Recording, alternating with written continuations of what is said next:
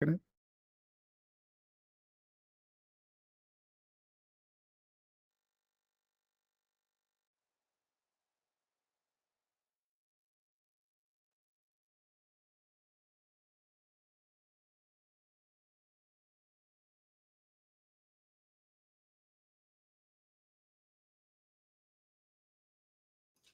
speaking. Hello? Hello, hello. Okay, sure. We're waiting on some technical difficulties, which always happens. Okay, I'm still talking. Hello, everybody. Actually, we can just go straight to the rumor engine. What does everybody think it is? I think I know what it is, and I think they know that we know what it is, which is why they wrote that in the rumor engine text. But Nice.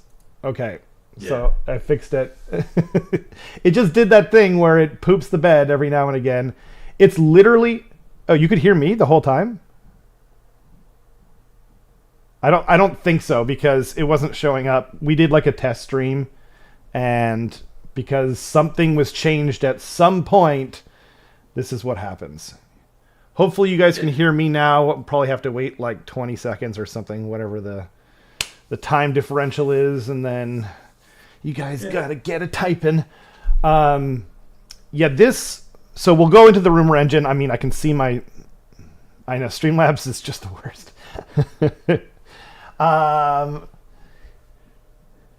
The thing is about this rumor engine is that it's like, I love it because it's one of my favorite armies. Don't pay attention to the chat. I had the stream live. I can hear you. Okay. Thank you. Just continue. Thank you. The thing what I like about this is that usually I don't want to know obviously what it is, you know? In this case, it's a little bit better because it's something that I love. It's clearly a Seraphon warrior of some kind. It might be a hero, but it's probably the Temple Guard, or is that what they're called now? Source Guard, right? Yeah. Because those minis look really stupid next to the current I think I've said this before, but back in the day, so I played Skaven were obviously my first army. And then the second army that I got into was the second army I bought in Fantasy back in the day, which was Seraphon, aka Lizardman, right? So I was I painted them, I've been painting them since 2017, roughly, and liking them. But the problem is then I would play them in Total War, and I'd be like, man, they look so amazing in Total War. And then I would go to try and paint them in the models, and they were so derpy looking that I couldn't get through a lot of them. And so when they made these new models, I genuinely thought they were better than Total War. I think the new Saurus models are better looking than the video game models in Total War.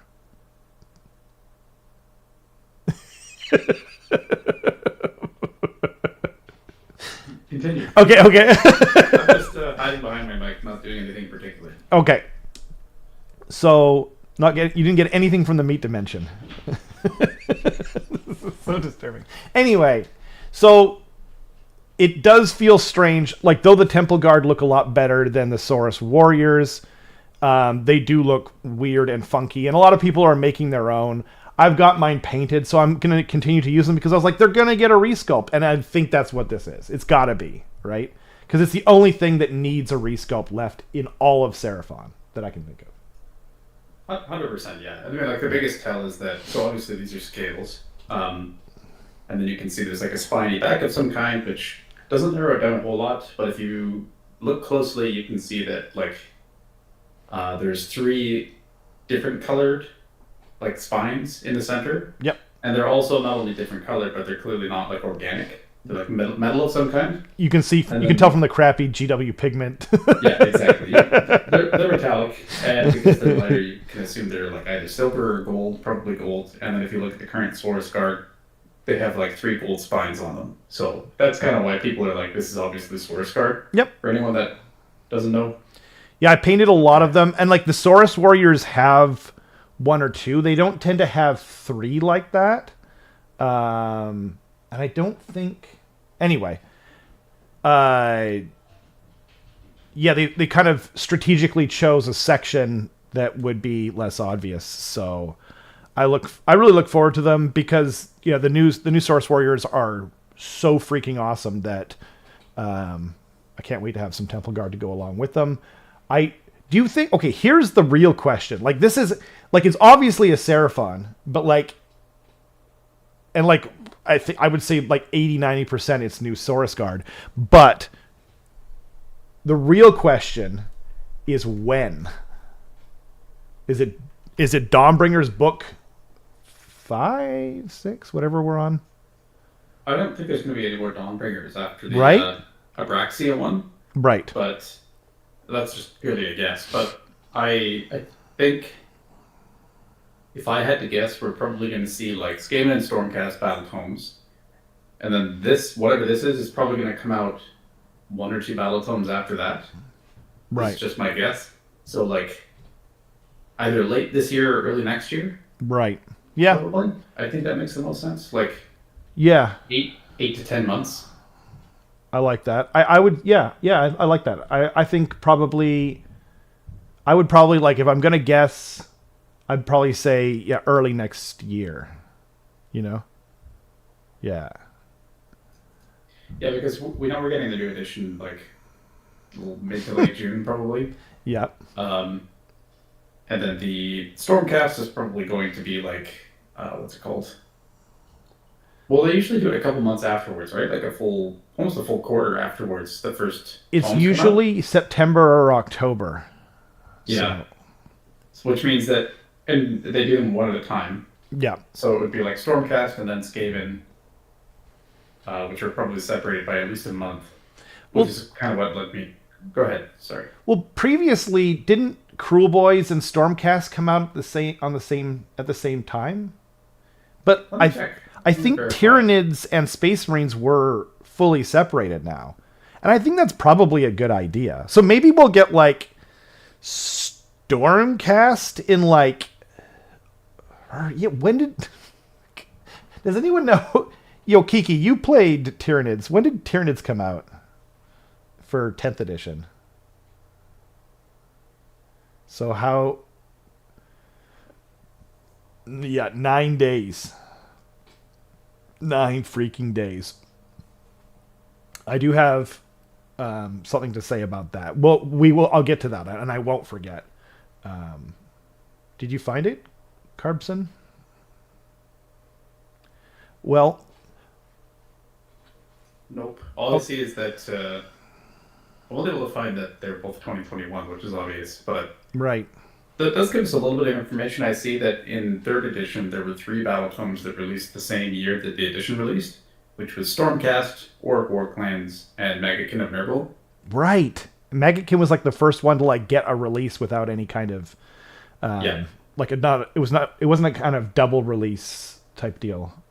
Yeah, exactly. Right. So I think, and then after that was Fire Slayers.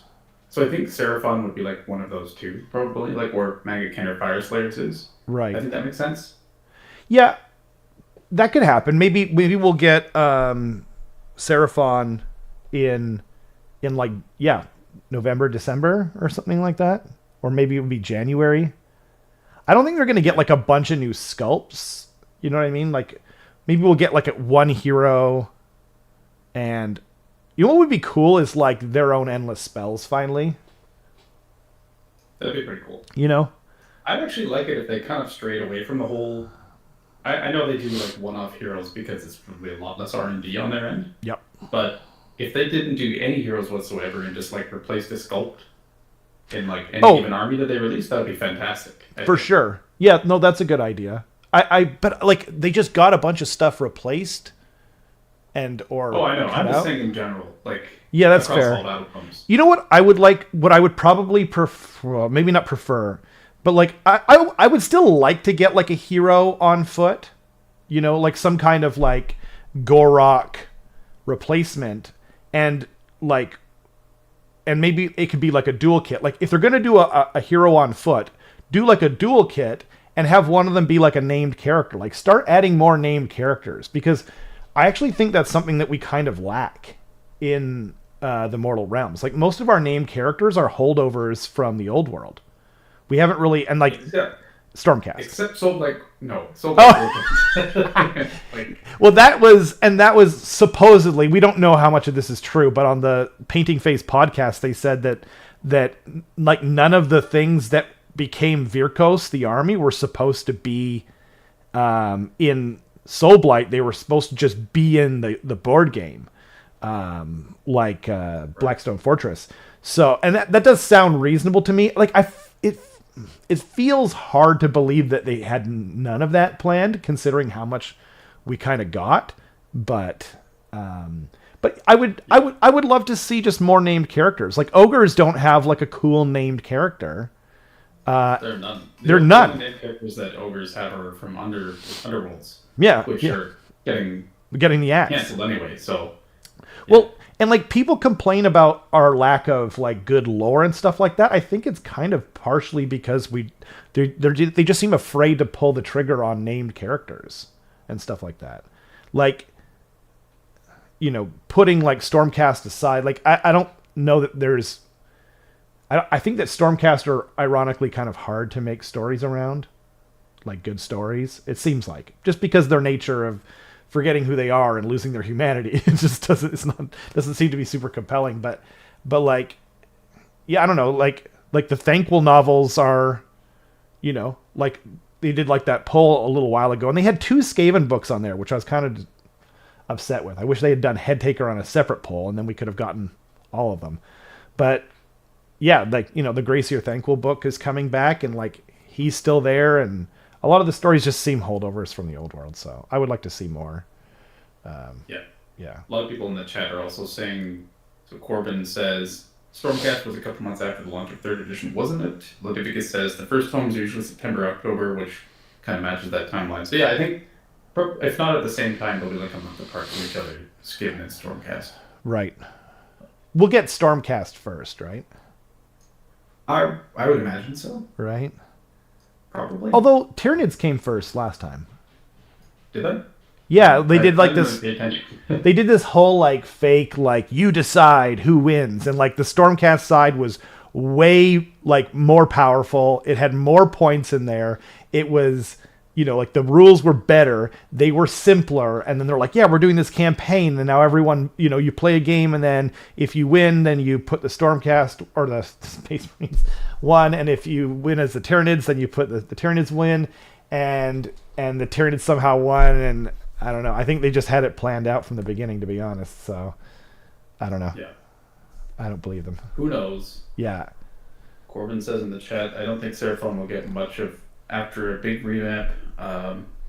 Hoping to see some Chaos Demon revamps. I agree with that. Yeah. Bloodletters they're showing their age. They are. For sure. They are. So are the horrors. Horus Tzeentch, Yeah.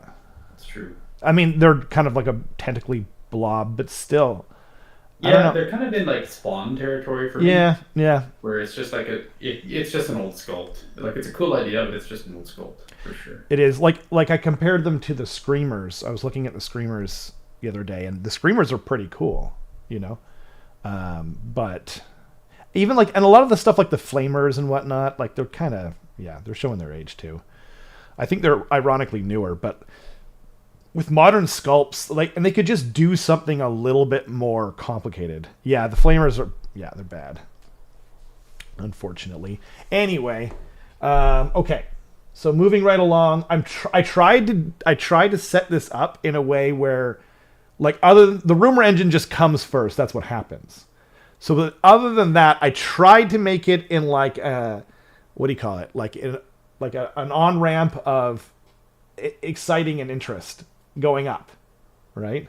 So, So not ironically, the first thing that comes first is the pricing update. Least interesting, and it's bad news. They're doing yet another price hike. If they're gonna do it, this is the way to do it. I don't think they need to.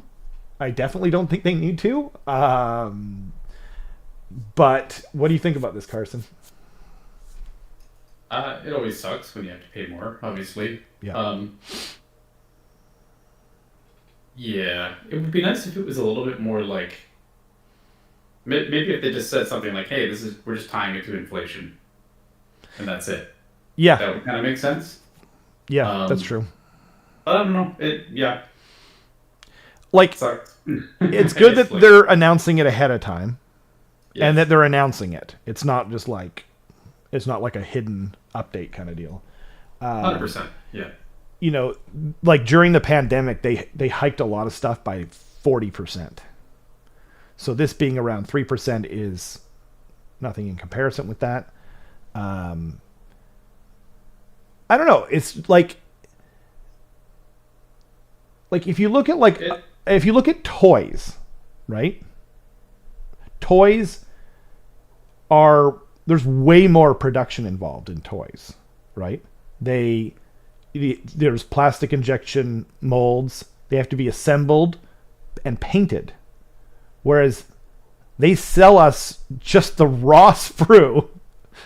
It just comes out of the plastic injection. So most of their cost has to be R&D. The artists, you know what I mean? The rules, etc. So if it's like new models coming out are going to be a little bit more, then I'd be like, well, yeah, I get it. But like, I remember like the Skaven Acolyte. It's literally a 30-year-old model. It was $12 per guy, and you need a minimum of 5 guys, and it went up to $20, and I think it's like 22 now, right? And like they've gotten their R&D, like they paid off the R&D on that like 25 years ago, probably more. So I'm not really sure. I think to be honest, I don't think, like, I agree with what you're saying about inflation, but like, I don't know, like it's like on a video game, right? Like, what does the disc actually cost? It costs nothing. You know what I mean? The disc is far less than even probably the shipping is per disc.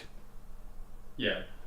The video games is a whole other can of worms, I think, because I agree. By and large, like, it's actually gotten far cheaper to distribute a video game than in the past. Because in the past, it was like, let's say you're developing for the N64, yeah, you have to like buy cartridges and put your game on them, and then distribute them to retailers, and then the retailers have to sell them, and then they take a cut and then give it back to you, kind of thing. Right. And all of those, you know, you have problems of like, what if you don't sell all of your copies and stuff like that? Whereas if you're on like a digital distribution, like Steam now, it's like the premise of copies just doesn't exist. It's just however many you sell, right? Yeah. And it's infinitely like copyable. So in that sense, I understand that GW is at least somewhat tied to inflation, because they do have overhead of like their stores, their employees, their shipping routes, like yeah, but they're the factory on that sort of stuff. Go ahead. But like the problem, I hear what you're saying, and I'm not disagreeing with it, but like the problem with that though is that they're the wholesaler and the retailer. So like they're actually making, like when they're selling out of their own stores, they're making money on both ends. Now, I've seen the argument before that because of how they kind of almost created an industry themselves, and they're like, they lose money in a lot of the brick and mortar stores, but to keep their name out there and keep a place for people to play. Like a lot of people who play at the local Games Workshop store will buy their stuff online, so it's being paid through that route. But still, like if you just look at it from, like, let's say you just take like GW stores out of it, and they're just supplying to the FLGS, right? Like, they're like any other wholesaler, only like they're like the stuff that they do is like far less. Like they're just supplying sprues. You know what I mean? Like obviously packaging and shipping and everything, but like Like, if you look at other businesses, they're charging less money for the same thing. And they don't have like a whole international distribution system. They've just got their own whatever factories and stuff like that. Yeah, I also wanted to be clear. I'm not defending. I know. The price increase whatsoever. We're having a discussion. There's also, I mean, there's a lot of arguments to be made too about like a business should be kind of like refining how it makes its product and then making it cheaper and cheaper so that they can keep the price the same for longer and longer, right? Or at least like exactly. if they keep the price the same and they make it cheaper, then presumably that is their source of greater profits in the future. There's an argument to be made too where it's just like GW is a publicly traded company. So that being said, it's always about like that infinite growth, essentially. It's like anytime you're a publicly traded company, you not only have to be making profit, you have to be making more profit than before. And the only way to do that is by either like miraculously coming up with something that makes you a whole bunch of money, right, or making cuts of some kind or price increases, right?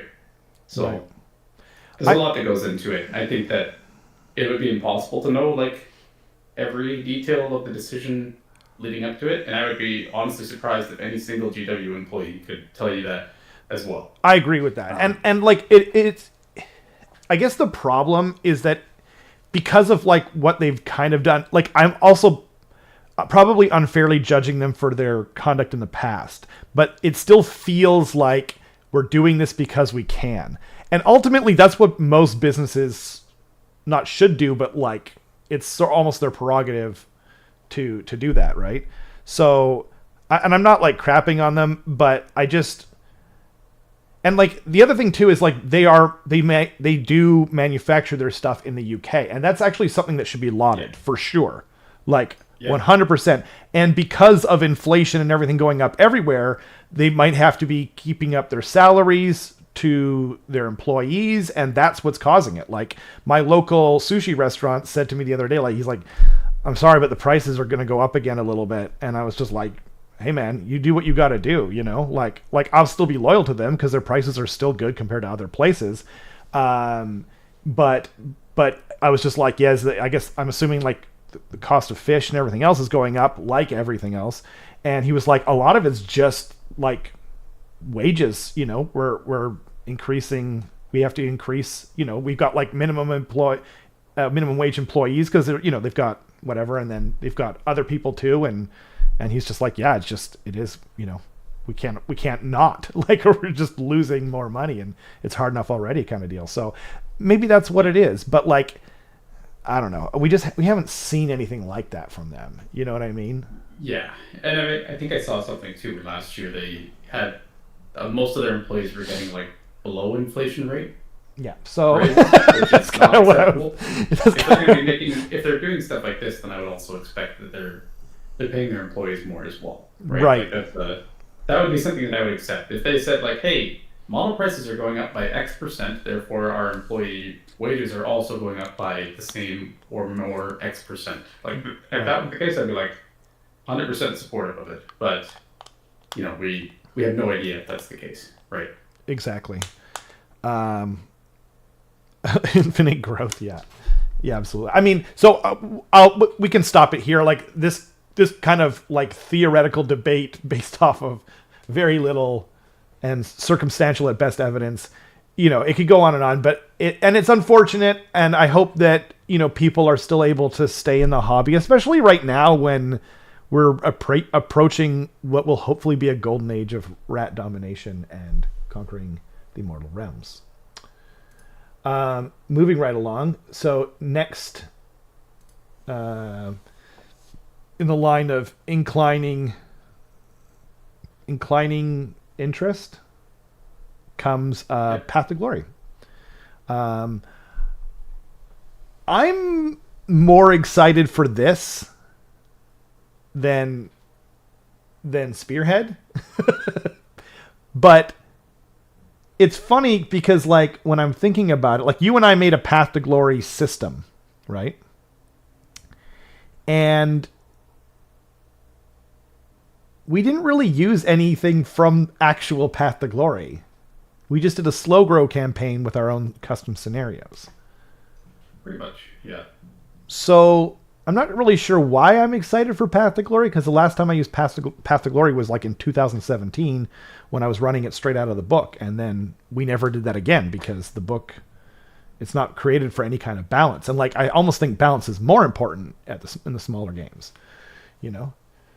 So anyway, what do you think? Path to Glory is that system where, like, in the past it was used to kind of like get new people into the hobby by doing slow grow campaigns. Yep. And I think that I've probably been a part of like 5 or 6 Path to Glory campaigns that like, yeah, let's do it. And we do like the first round and then it kind of fizzles out because people's schedules don't align and then it just never continues after that. Yes. I don't know if I've ever heard of like a Path to Glory campaign like progressing into something that's ongoing, kind of like D&D campaigns. Oh, that would be cool. I mean, you and I finished our one for Patreon. That's true.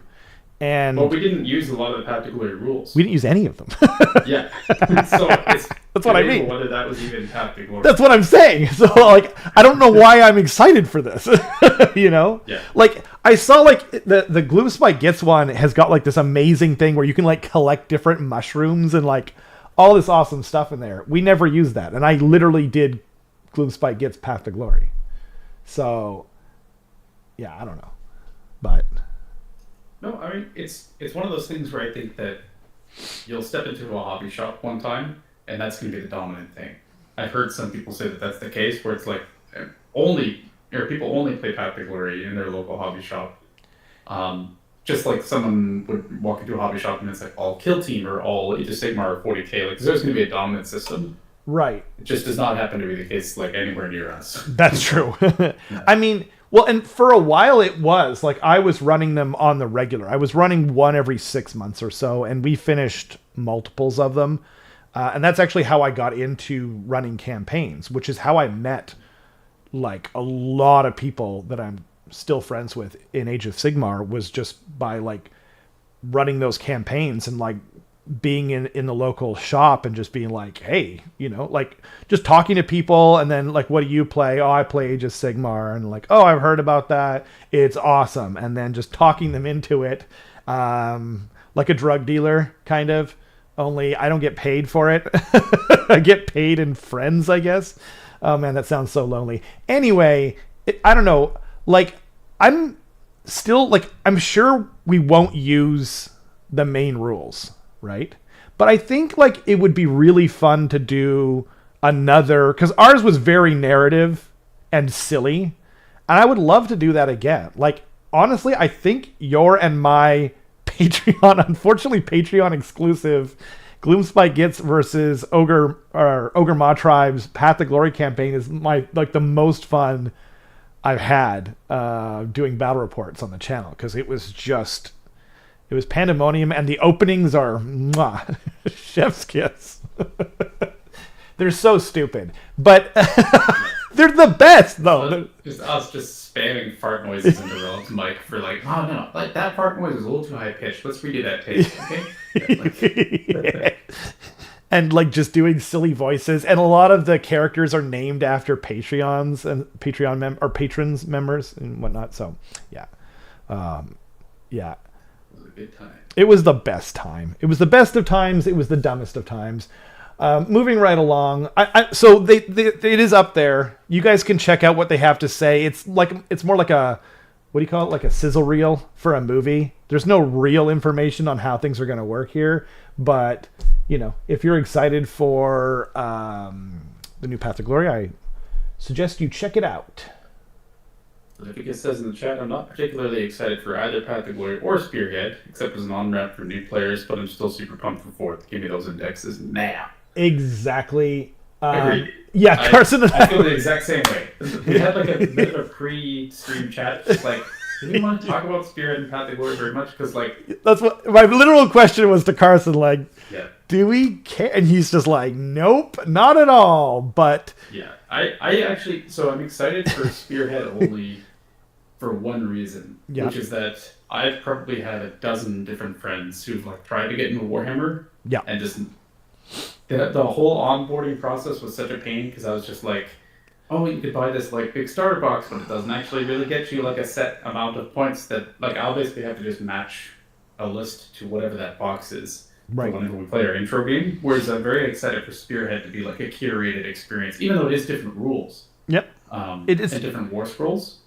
I'm Right. excited to be able to just say like, buy that box, and we'll play a game. And everything We'll you play- need is in there. Yeah, exactly. Well, I mean, like other than glue and clippers or whatever, right? But like yeah. you can loan that to your friend, and then it's just like you know, like, hey, like, what are you doing Friday night? Oh, I've got a gaming session with my buddies. We're playing Call of Duty or whatever. I don't even play Call of Duty, right? But like, you know, then your friend can be like, oh man, I've heard about Call of Duty. I would love to play with you. What do I need? Well, you need, you know, whatever.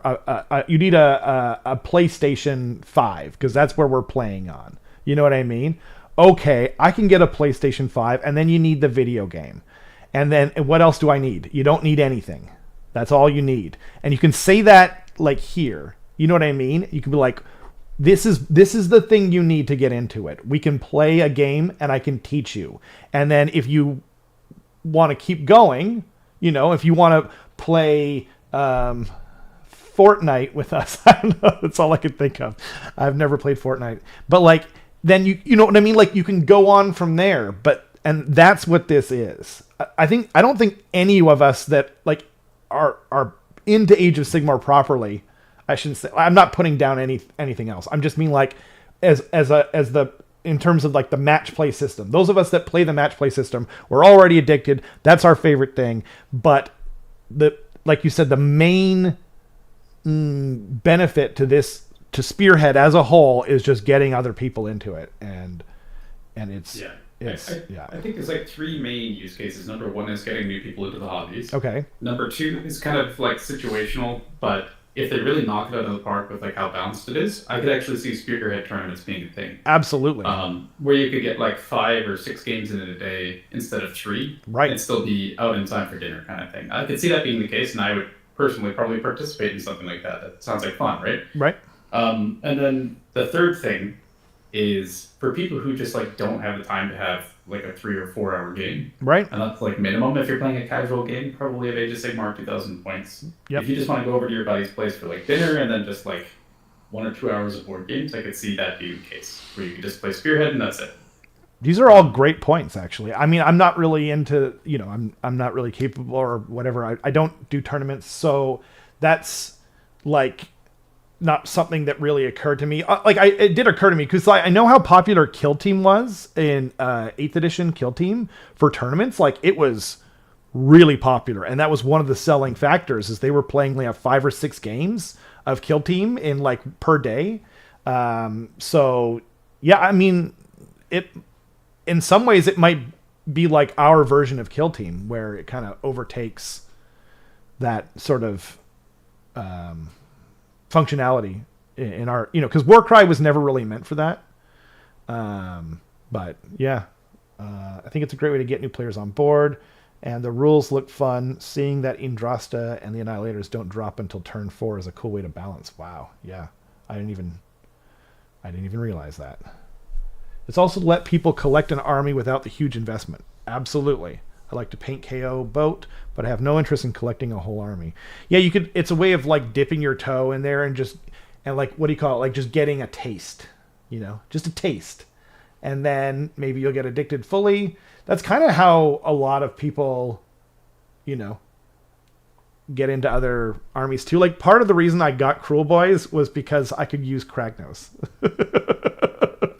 I'm not joking, you know. So yeah, I could see that, you know, like, oh, I want to, you know, I really like, I want to rock out with some Kurnoth Hunters and a Tree Lord and a few other guys, you know what I mean? But like, I don't want to paint 30 Dryads, you know. Well, you can do that. And then it's really not, it's just a hop, skip, and a jump into the full army. So anyway, should we talk about like the actual stuff that's in here, or do we? For Spearhead? Yeah. I don't know. What do you think? What does the chat think?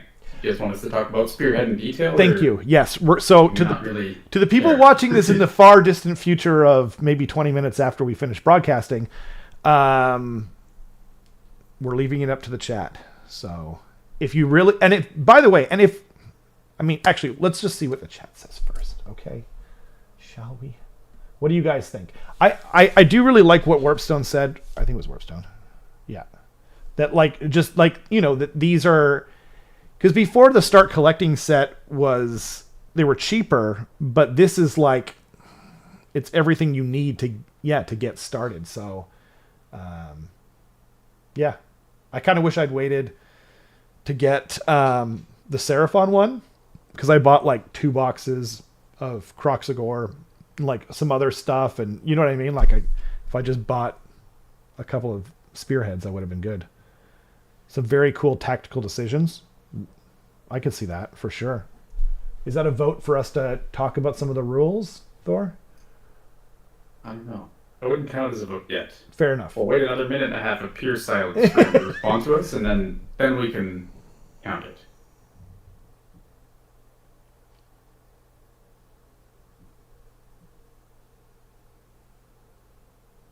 Okay, I can feel the viewers dropping. Oh, right. In a second, so let's.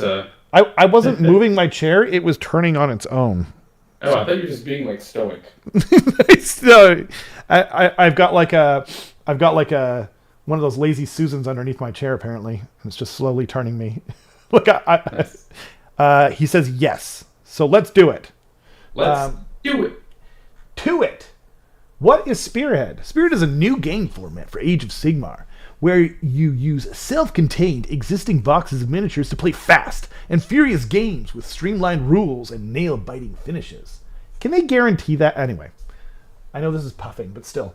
There are a number of differences between full-sized matched play games and Spearhead, which has been designed to make the game accessible but retain rich tactical depth. It's a brilliant standalone game and a fantastic primer of what you can expect from full-scale battles of Warhammer Age of Sigmar. Spearhead's footprint is also dramatically smaller than that of a game played on a board measuring 30 by 22.4 inches. Yes. They're definitely giving you maths, because there's no way they'd be like, okay, you gotta get out your... Well, probably the boards, because the boards are 30 by 22. Boards are? Sorry, what do you mean? Those, you know, those like foldable boards that come in a lot of the terrain sets. Yeah. So, yeah, it's a quarter of the size. It's what they've been using. Actually, they've been using it from the start in Kill Team. I think even in 8th edition Kill Team, that was the size. Oh, maybe it was slightly different. Doesn't matter. Yeah. So that's a quarter of the size of the full battlefield and the perfect size to play on a kitchen or a coffee table. The incoming launch box provides everything you need to play with a friend, including 2 complete Spearhead forces. Oh. I didn't know about that. I read this article, but well, actually I skimmed it. I clearly didn't. That's pretty cool. Yeah, the launch box is going to be 2 Spearhead forces, which I think makes a lot of sense. Oh, I see. But then... Yeah. But usually the launch box has, like, if you look at the 40K one, the 40K one is like their version of Spearhead. I always forget. Combat Patrol? Is that what it's called? So they have a Combat Patrol in there, plus they have like a few other models. Like the big Tyranid Psyker guy. No, I don't know. But, I mean, they might have more than... I hope so. Like, I hope that it's... Because otherwise the launch box might kind of suck. Yeah. You know? Like, it seems like a lot of stuff is coming in the launch box, because, well, I mean, it says right here, you know, you've got your 2 Spearhead forces, you're going to presumably have one of those mats that are size. I know that the first GHB of the edition is going to be in the launch box as well, which... I think they said it's in the actual core rules, isn't it? Maybe, yeah. Oh, is it? I thought it was in the launch box. I could be wrong. It's possible. But yeah, like you said, the including 2 complete Spearhead forces, terrain, a double-sided board, and printed objectives. Huh.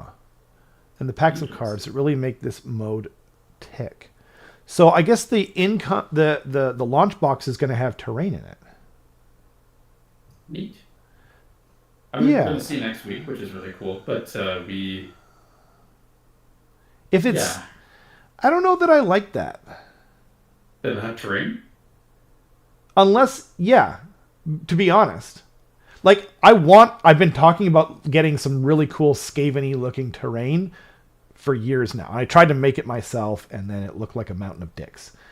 But, right? You've seen the Dick Mountain range. It's in my garage still. But the problem is that, like, so there's only two ways that this can go about. It's not like the price is going to be the same and we're going to get the same amount of miniatures and terrain. It's going to be either we get less miniatures and terrain, or it's just going to cost more money, right? I'm okay with it if it costs more money, to be honest. I probably shouldn't tell GW this. They haven't announced the price yet as of the filming of this video. But I'm finally getting my frickin' Skaven launch box, and it's going to be replaced by terrain? Like, just sell them to me separate. I'll buy them. I'll buy it all. Just don't skimp out on the brats. Damn it. Okay, I'm starting to get upset. I do like terrain. I really like terrain. There's also the possibility, too, that it's not going to be, like, actual terrain. It's just going to be those, like, cardboard cutouts that you can assemble, kind of like with those, like, intro boxes. There's a lot of That's things, true. That's true. We're literally a week away from finding out. That's true. Or a week and 2 days away from finding out. So, might as well just continue. That's true. Leviticus says in the chat, my biggest issue with Spearhead is just without a list building component, which admittedly is better for new players. I just question about the amount of replay value before it feels stale. Yeah, that's totally fair. However, right. I'm going to be the one that brings up fighting games this time. What? Where, when you're picking a character in, like, a fighting game, yep, and you play against another character in a fighting game, like, the rules for those characters don't change every time. You're just learning how to use them better and better and better, right? And you're learning the matchups more and more and more. That's true. Which arguably, in my opinion, is what somebody should be doing, competitively speaking, in Age of Sigmar, is, like, really honing what you know about your own thing so much that you can start learning other people's rules in comparison to your own. Right. And I think that's one, like, good habit that Spearhead could teach people. Yeah. So I'm personally for that, but I agree. Like, I'm not going to be playing it more than AoS 2K battles or anything like that. That's a really good point. I like it. We're getting less minis and it's going to cost more money. Damn it, Kiki. He's probably right. We'll have everything from the teaser video. Yes. So, yeah, what do we know that we're getting? We know we're getting rat ogres. Well, we don't know, but we know. You know what I mean? So, well, actually, what's funny, Thor, is we didn't see the engineer, or maybe we did. I just didn't notice. Anyway, okay. So if we get everything from that on this, who cares about Stormcast, right? Obviously, no one cares about that. So we're getting the Skaven Claw Lord on Giant Wolf Rat, right? We're getting Jezzail Clan Rats. Rat ogres. Gatling gun thingy that they had on the Oh yeah, exactly. The new war machine, and we know we're getting an engineer. So that's 6 things, including 2. What came in Dominion? I'm gonna look that up. Dominion Age of Sigmar. So. Unboxing Dominion. I found an old article. Looks like you had some Hopgrot Slitters, you had 3 Bolt Boys, you had 10 Gut Rippers, you had a Swamp Kala Shaman with Potgrot, you had the Nash Tooth guy. Yep. The boss on Great Nash Tooth. Then you had that banner that nobody uses. The Belcher banner, yeah. And then I don't know what that other thing is to the left. To the left, there's a unit of Gut Rippers. I might be looking at a different picture. Oh, okay. Front left. Sorry. Oh, that's the regular boss on foot. Okay. So yeah, you don't see him very often. You don't see the Belcher banner very often. You see Bolt Boys every time almost. You see Gut Rippers often, and there was actually 20 Hobgrot Slittas in there. Yeah, I think the common box is 20. They but do, yeah. That's 7 different units. So what you've listed is 6 different units for Skaven. Yeah. That's true. But then, like, actually, it might be better to compare it. Well, no, it wouldn't. Because, so, like, the clan rats will be the slittas, right? So that's equal, right? And then I guess the rat ogres are the equivalent of the gut rippas. The snipers are equivalent of the bolt boys, which are the snipers. Then you've got the giant dude on Great Nashtooth meeting the guy on the giant wolf rat. And then there's the engineer. So, like, maybe one less hero. The engineer, I think I heard, we don't know, but we heard we're getting a Grey Seer in there as well. Yep. So that would be like that would equal. be almost the exact same things. So, Oh man, okay, you guys have restored a little bit of hope for me, a little bit. And then I'm going to give you a whole bunch of terrain, and it's going to be like roughly 600% the cost of the menu. What's crazy is Skaven, so take my money. Like, it's that bad for me. Like, it's that good for me. I don't know. Like, okay. Regardless, I feel a little bit better. Hopefully there is, like, there isn't too much terrain, because, like, their terrain gets made in China, or unless, at least it used to, right? So that really shouldn't inflate the cost too much. What was Dominion? It was like 220. Does anyone remember what it was in Canadian? Stores cannot like pay you to get rid of Dominion at this point, though. Like, that's true. I feel like every hobby store I walk into has like 5 copies of Dominion. It's kind of crazy. They still do, and I mean, there's a wide variety of reasons for that, I think, personally. And like, one of them that people often quote is Indrasta is inside there. That was a mistake for sure. Also, like, just like, they have a bunch of units in there that are basically the same thing, cooler sculpts, absolutely. Most people that I knew that were buying it for the Cruel Boys, ironically, and I think Cruel Boys were like a huge letdown. If I'm like, and I play them and I like them. I think they're super cool. I think they're the coolest orcs that GW has ever made.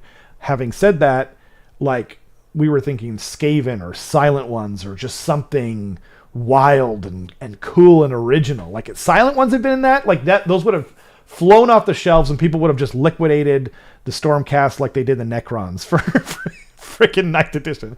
And I mean, like, and I know you love Necrons, and I think Necrons are honestly, like, they're probably the cooler section of between them and the Space Marines, but we all know what they were. 245 Canadian.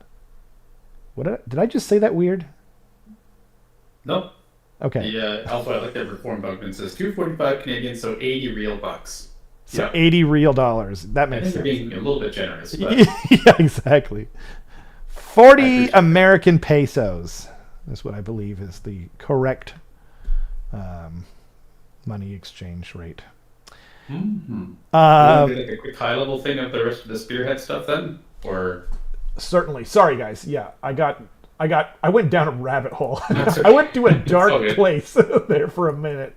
I was just like, you gotta be kidding me. I've waited like 4 interstellar years on this whole thing, and I just can't take it anymore. So the big thing is that, like, the existing Vanguard boxes are going to be treated as Spearhead boxes. They're basically like reboxing and rebranding them. Which is cool. And again, about a 600% markup.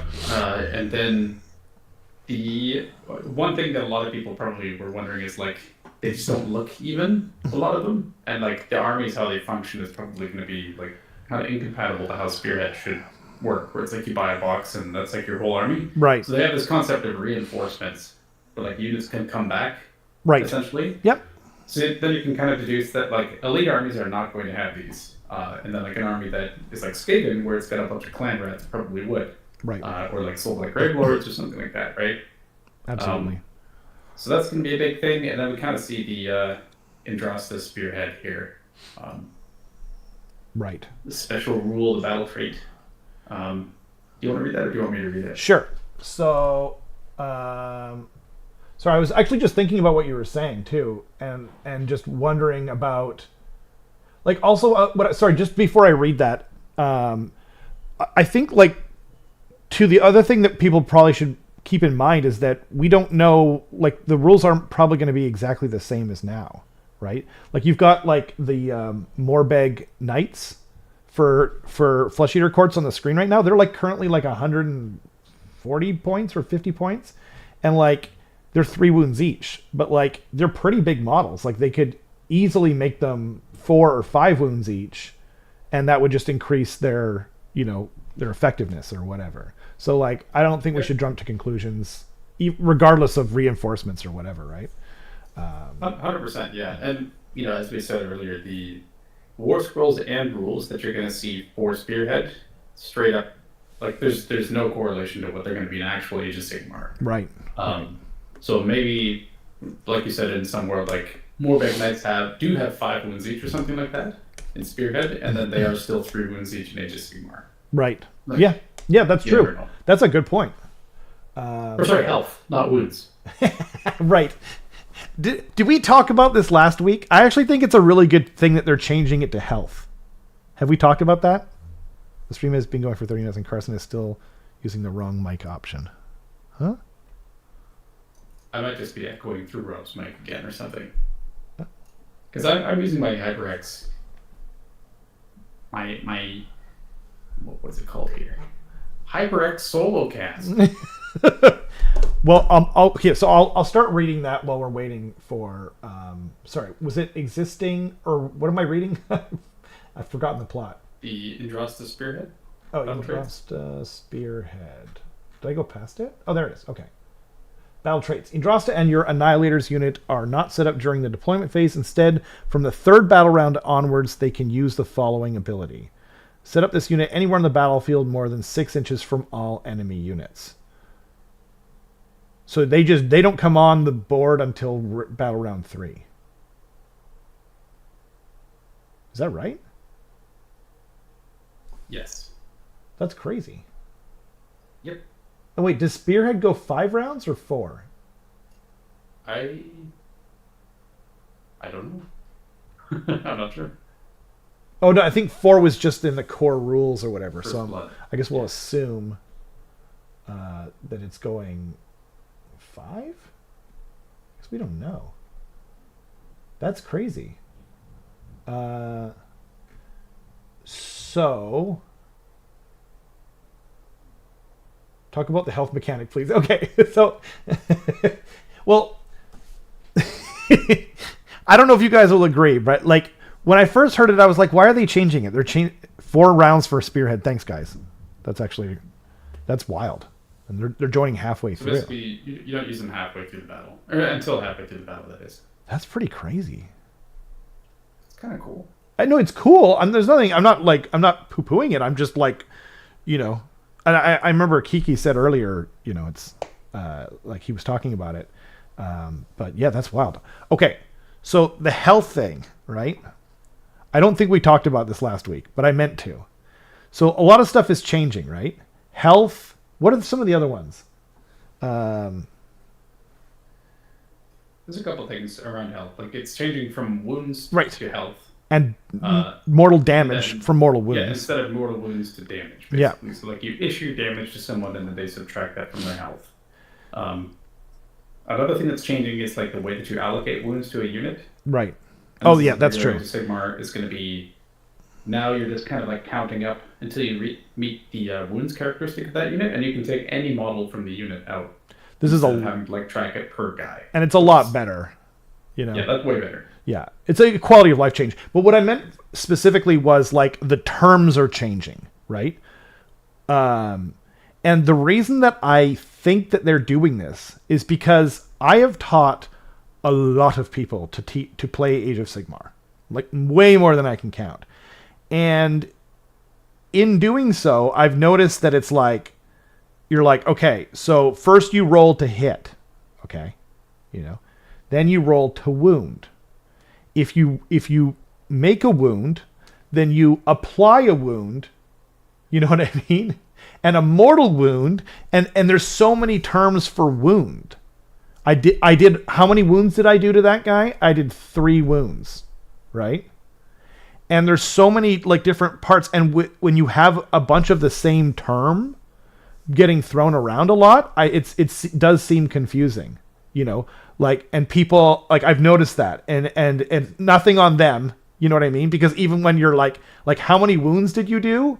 Like, well, I rolled 3 wounds, but you haven't rolled your save yet, so I don't know if I've actually done the wounds. And I'm not exaggerating. Like, people get really confused by it. Not even new players. Like, sometimes you're just like, did you wound? Like, well, I wounded, but you know, I don't know if I took if you took the damage or whatever. You know what I mean? So I just think that's why they chose to do it, and I think it's a good change. There was more in there too. So like mortal damage. You know what I mean? It's just like a way of getting around it and making things more clear. And it'll take a little bit to get used to, but I think we'll be happy in the end. So, I don't know. Yeah. I think it's pretty thematic. Might get annoying for SCE players. It's possible. I'm sure that they've looked at the balance of Stormcast. It might also be like the opposite, Corbin. It might just be like super annoying. Like, they might just be like that overpowered that, like, you know what I mean? Like, because you theoretically have to be able to go 2 battle rounds without them there and be okay. So like, it might be one of those things where it might be overpowered on the Stormcast side, but it is thematic and cool. I think maybe a better way of doing it would be battle round 2 and then make it like 8 inches away or something, like a middle ground. I don't know. There's a lot of stuff we don't know about this. Oh, absolutely. It also says that you can set on, when they do get set up, they can be anywhere more than 6 6 inches smaller than the unit, exactly. 9. Yeah. Which makes sense because the board is like half the size, basically. Or no, that's true. A quarter of the size. Right. That's a good point. The only thing is like Corbin was saying, it's like I only get to use like maybe 2/3 of my army, maybe half of my army for half the game, and then everyone comes in at the end, and I don't know. It might be. Well, we can see what's in the box. There's That's a true. unit of 3 Annihilators. There's Andrasta. Yep. There's a flag thing hero. Yep. There's a bunch of Vanquishers, I think. And then there's a Chariot. Yep. So it's like 2 out of 5 units are the ones that have to come in later. That's true, but Andrasta is usually like a good chunk of points, and so we're on. Yeah, fair enough. I know. Who knows? I know. Maybe Vanquishers have reinforcements or something, right? Like, there's so many things that it could be. It's just right. Yeah, that's the preview, basically. That's the preview. I mean, we're just waffling, as the Brits say. So that's part of the fun. War Scrolls in Spearhead. Spearhead War Scrolls are slightly simplified, but designed to feel similar to War Scrolls in the full game. The Spearhead Battle Pack doesn't use advanced rules modules, so it doesn't involve special rules for command models or advanced magic, but it does introduce many of the advanced concepts through abilities and cards. Your warriors almost always share the same characteristic and base weapon profiles as their full Warhammer Age of Sigmar equivalents, but the War Scrolls have been adjusted to work properly at this scale. For instance, the clan rats below are vile verminous hordes who will swarm the Spearhead board. In full Warhammer Age of Sigmar games, they'll lose the reinforcements keyword, but gain command group benefits and the crit auto wound ability, making them even more ferocious. So, once again, I read this again. I even though it was clan rats, I kind of went a little bit too fast. I think I was thinking it was the opposite. So in Spearhead, they'll have reinforcements, right? But in Warhammer Age of Sigmar, they'll have the auto wound. Yep. So, yeah, that's pretty cool. Yeah. Yeah, it's pretty neat. It's also kind of a preview of like a new thing that happens for like a like we saw that the crit parentheses is something on War Scrolls already, but crit auto wound I don't think we've seen yet. Right. And there's a lot of like existing abilities that are like that. But it's neat that clan rats get it now. Yep. Yeah, it also makes me think that, so if you look at the clan rat War Scroll, we see that it's like standard 1 health, 5 up save, control 1, move 6. They've got their like Rusty Blade attacks, and then they have this ability at the end of any turn. You can return D3 slain models to this unit. So that's kind of similar to how they function right now. Very similar. It's the exact same thing. Not having it in the full game, so I'm assuming that it's going to have that too. or at least something in similar. the full game, right? Yeah. Yeah, I would think so. I mean, it's what they currently have in the full game right now. Yeah. We don't know if right now it's Battle Shock phase that it happens though, right? at the end of the Battle Shock phase. Which is effectively the end of the turn. Okay, gotcha. Yeah, exactly. And that's perfect too. So you can make sure they're in coherency even after you pluck models away from Battle Shock. The difference to their attack profile is they're currently on 1 attack, 4s and 4s, no rend 1 damage. So this is very interesting. This is definitely a lot better because of the crit rule. But well, it's also better because they have double attacks. That everything has 3-inch reach, essentially. Yes, that's true. That's very good too. Granted, like there was a Skaven rule that exists now that where you would get extra reach if you had a whole bunch of models. They always, yeah, they all got. But now it's like let's say you've been shaved down to like 15 models or something like that. You still have 3-inch reach. So. That's true, and they would only have 2-inch reach before. So, yep. Yeah. Yep. It's a good point. Okay. So then we've got the Magister. By the way, I keep clicking on this refresh button and it doesn't do anything on the war scroll. I don't know why they did that. Yeah, it's weird. Okay. Sorry. Moving right along. So the Disc Riding Magister demonstrates how magic is simplified in Spearhead. In full Warhammer Age of Sigmar games, the Bolt of Tzeentch spell is part of the spell order you can choose for your army. Here, it's tweaked to fit Spearhead and turned into a simple ability. With no magic module, there's no need for power levels or casting values, so everything fits into a neat ability that emulates all foundational rules for casting a spell. Roll 2d6 and blasting foes rolling 2d6 and blasting foes on a successful roll. So we see that it's 6 wounds on a 4-up. It counts as 2 because it's a hero. Can move 14. That's the fly keyword, the cavalry keyword, wizard and hero keyword. And then it's got a ranged weapon, which is the Tzeentchian rune staff. 1 attack, reads 4s, no rend, D3 damage. And then it's got some melee attacks, 3 attacks, 3s, 4s, D3 damage each, and then the disc itself. And then your Bolt of Tzeentch, which is an ability instead of a spell. Declare, you pick an enemy, visible enemy unit within 18 inches, and make a casting roll of 2d6, and then on a 6+, inflict D3 mortal damage on the target. If any models are slain, you can pick a friendly Zangor's unit within 18 inches of this unit, and return 1 slain model to that Zangor's unit. I'm kind of curious as to how that's different now, so I'm just going to quickly look up the Bolt of Change? Bolt of Tzeentch. Or Bolt of Change, sorry. Yeah. Oh, wait, they call it Bolt of Tzeentch in the description above, but it's Bolt of Change in the War Scroll. Yeah. Which is kind of confusing. And I'm pretty sure... It is Bolt of Tzeentch in the current spell lore. Yeah. And what it currently does is basically casting value 7, D6 mortal wounds, and then that's it. Yeah. For the Bolt of Change. This is... that's... If you look at the Magister's current one, it's a little different. Basically, he can turn people into spawn. It's also 18 inches. I think it's also a 6. And it's also D3 mortal wounds.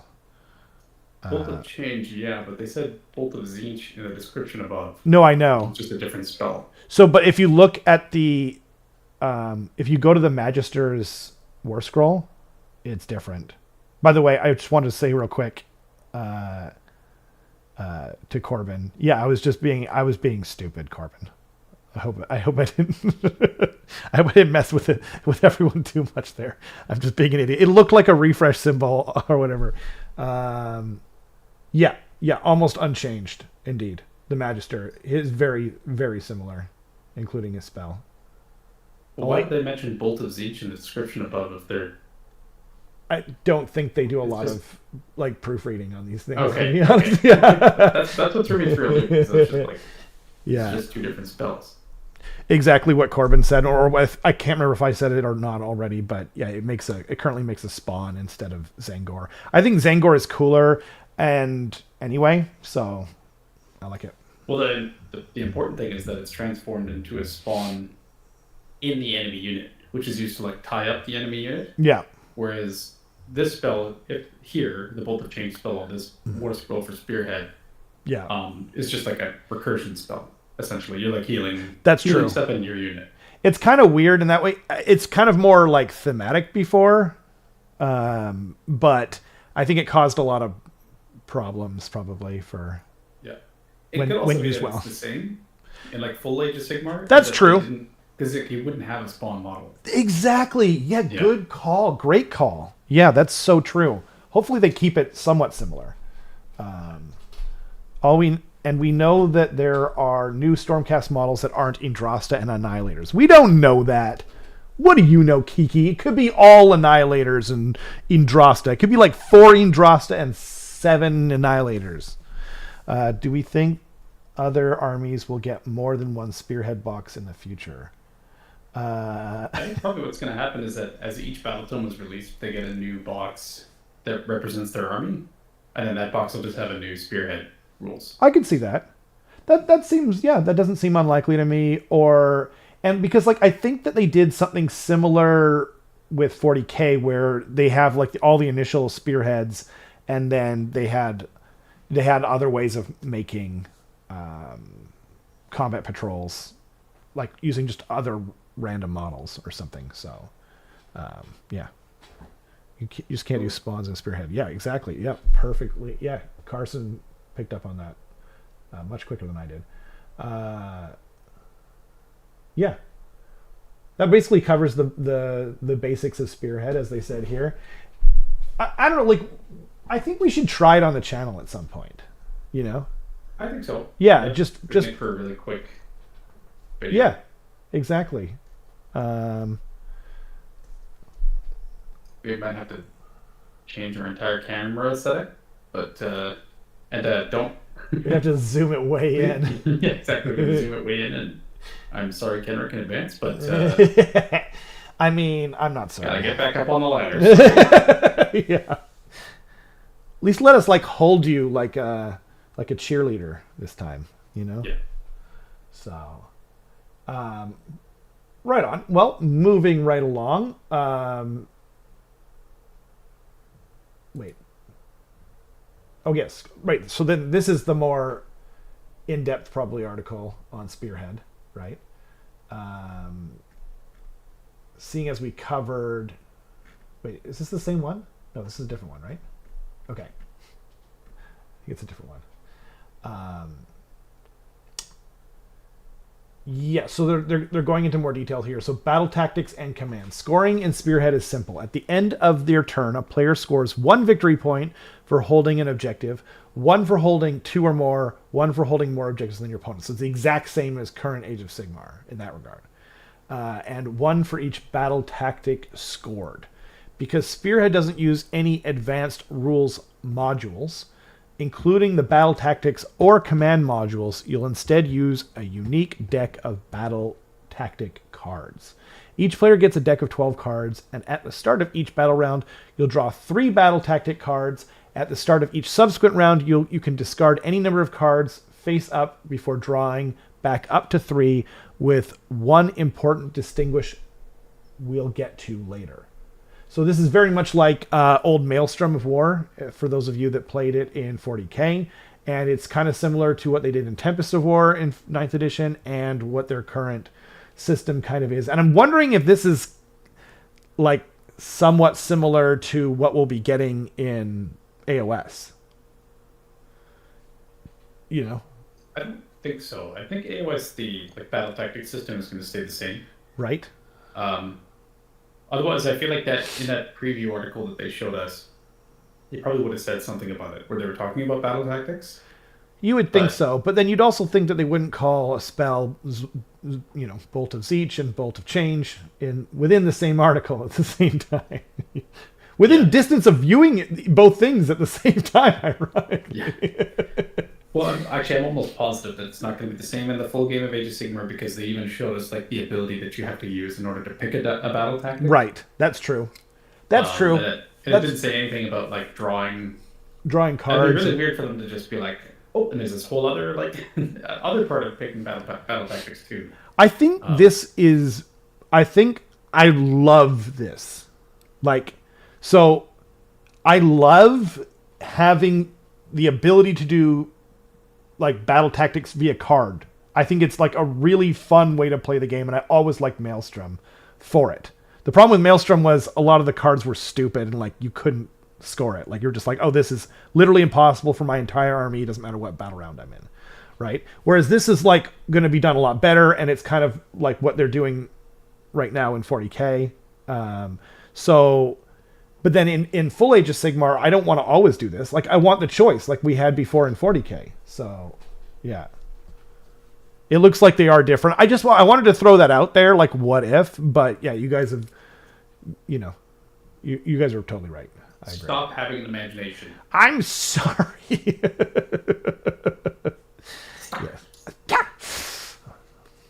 But what? Okay. Anyway, we're moving right along. This is really cool. However, I think the David Blaines of the world are going to become champions of Age of Sigmar. Ooh, Like, only Spearhead. That I perfectly can do this turn. Oops. Yeah. Well, I mean, I think that it might be like Magic: The Gathering, where your opponent shuffles your cards or something like that. But yeah, that's true. Yeah, I don't know. I just think it's like I do think this is better for newer players as well. Because, like, if you've got, like, a list of, like, let's say, there's going to be more than 8. There's probably going to be, like... There's 12. Oh, there's 12 total. Okay. God dang it. Gotta look at the screen. It's off right to there. the side. I can't say anything about Bolt of Zeech ever again, apparently. Because it's currently on the screen. What's crazy is like that was gonna sound so stupid. Like I'll just tell you guys, I was about to make an even dumber statement. Like I was gonna say there's gonna be more than 8. There's got to be 12, right? Because I was gonna say because you need to be able to take 3 per turn over 4 rounds. So 3 times 4 is 12, as it turns out. Anyway, just quick maths. I'm not trying to cover up my stupidity. I am fully letting you guys know, especially on camera, how dumb I get. But I think this is, I don't know, I think this is really fun. I think it's super, it's because like a battle, I know this has nothing to do with real life, but like a battle changes. You know what I mean? Everyone has a plan until they get hit and all that jazz. So like, you know, planning out exactly what battle tactic you're going to do each turn is less interesting to me. And also, I think people, you know, like if you've got 12 battle tactics to choose from, that's like choice overload for new players, which is what I was originally trying to say, where it's like you've got 3. You can pick one of these 3, and it takes you 2. Hopefully, you know, it doesn't take you super long to figure out what you want to do, and you go from there. So, also, I think because these are randomly generated, they will be a lot easier to do than in the full game of Age of Sigmar, by necessity, right? Yeah. Yeah. Lord Castellan asks, is it going to kill Warcry? I ask because Warcry is one of GW's best skirmish games. I don't think so. I have a feeling that if anything, any of the systems that are going to die, it would probably be Underworlds. That being said, I find it very odd that Underworlds has a spot at the World Championships and Warcry does not. Oh man, so I've heard tale that they are going to kill Warcry, which is why they're getting rid of a lot of those war bands and stuff like that. Nothing official. It's just like I've even seen a couple of videos on it. You're not wrong, Leviticus. But I hope that's not the case. I agree with Lord Castellan. It's a really fun game. The reason that it's not at the World Championships is because it doesn't lend itself to competitive play. Kill Team does, Warcry just doesn't, and Underworlds does. So I think that's actually the bottom line. I wouldn't read too much into that, but we don't know that they're getting rid of Underworlds. We know that they're segregating them. And we know that they're segregating fantasy from Age of Sigmar, which is why the cull happened at all, right? So I'm thinking that that we don't know enough. I think what I would suspect is that Warcry gets rebooted for AoS 4. That's my honest opinion. I hope they don't kill it completely, but yeah. Kill Warcry. I mean, Mordheim is the dream Thor. Yes. If they bring back Mordheim in any fashion, it will happen on the channel. Like full narrative campaign. I don't know. I don't care if I have to go it alone and go back to the handy cam. It will happen. It will happen. Anyway, I guess we'll move along. Move along. Every card gives you the choice between scoring a battle tactic or using a powerful command. This turns each card into a delectable tactical choice. I'm starting to speak like a flesh eater course here. Will you use a command that can help you score objectives, enhance your forces, and put your opponent to the sword, or will you attempt to secure victory by completing a battle tactic instead? You can score all 3 battle tactics in your hand in a single turn, but as soon as you use the command or score the tactic, that card is discarded. So that's pretty cool. You're basically choosing between like just getting raw victory points and increasing your ability to do so, probably. Mm-hmm. Yeah. We have 2 examples here, where one of them is you can either choose between battle tactic take the flanks, which is you complete this battle tactic at the end of your turn if there are any friendly units within 3 inches of each short battlefield edge, or you can use the command redeploy, which is I think the exact same as for AoS 4 that we saw. So the end of your enemy movement phase, I think. Yep. Then you can just pick any unit to move d6 inches, and it can't move into combat. Or you have this other battle tactic, which is the Dracotheon Deus. You complete this battle tactic if you control the Dracotheon objective at the end of your turn. I don't know what that means. Yeah. Or you can go to ground, which is if you have a unit that is targeted by a shoot ability, only unmodified hit rolls of 6 can successfully hit. However, that unit has strike last for the rest of the turn. Yeah. So that's pretty neat that you're kind of like choosing between these 2 things. I feel like some of them are probably going to be easier choices than other ones, or like to take the flanks one, I feel like I'd probably just try and choose to do the ability, like 1 redeploy versus getting some VP is going to be... I mean, I guess it depends. There's a lot of things, for sure. But it's cool that you have to make the choice, for sure. Yeah, I am finding the Dracothean objective thing interesting. Like, I wish they would have explained that. I'm assuming it's going to be like a prime objective type of scenario that maybe doesn't move, and maybe it's a little bit bigger or something like that. I don't know, but... yeah, it's just like they put that in there. Like, I feel like they could have chosen something that didn't have like a brand new game mechanic keyword in there, but yeah, it feels very like when your friend is explaining like rules to a game to you, like before you've like played any of the rules whatsoever. Yeah. And they're like, okay, so this is the Dracotheon objective, and you're gonna find out more about that later. But if you control the Dracotheon, you're just like, none of this means anything to me. Let's just play, please. Like, yeah, exactly. It's true. And again, Ledivicus, you are not wrong.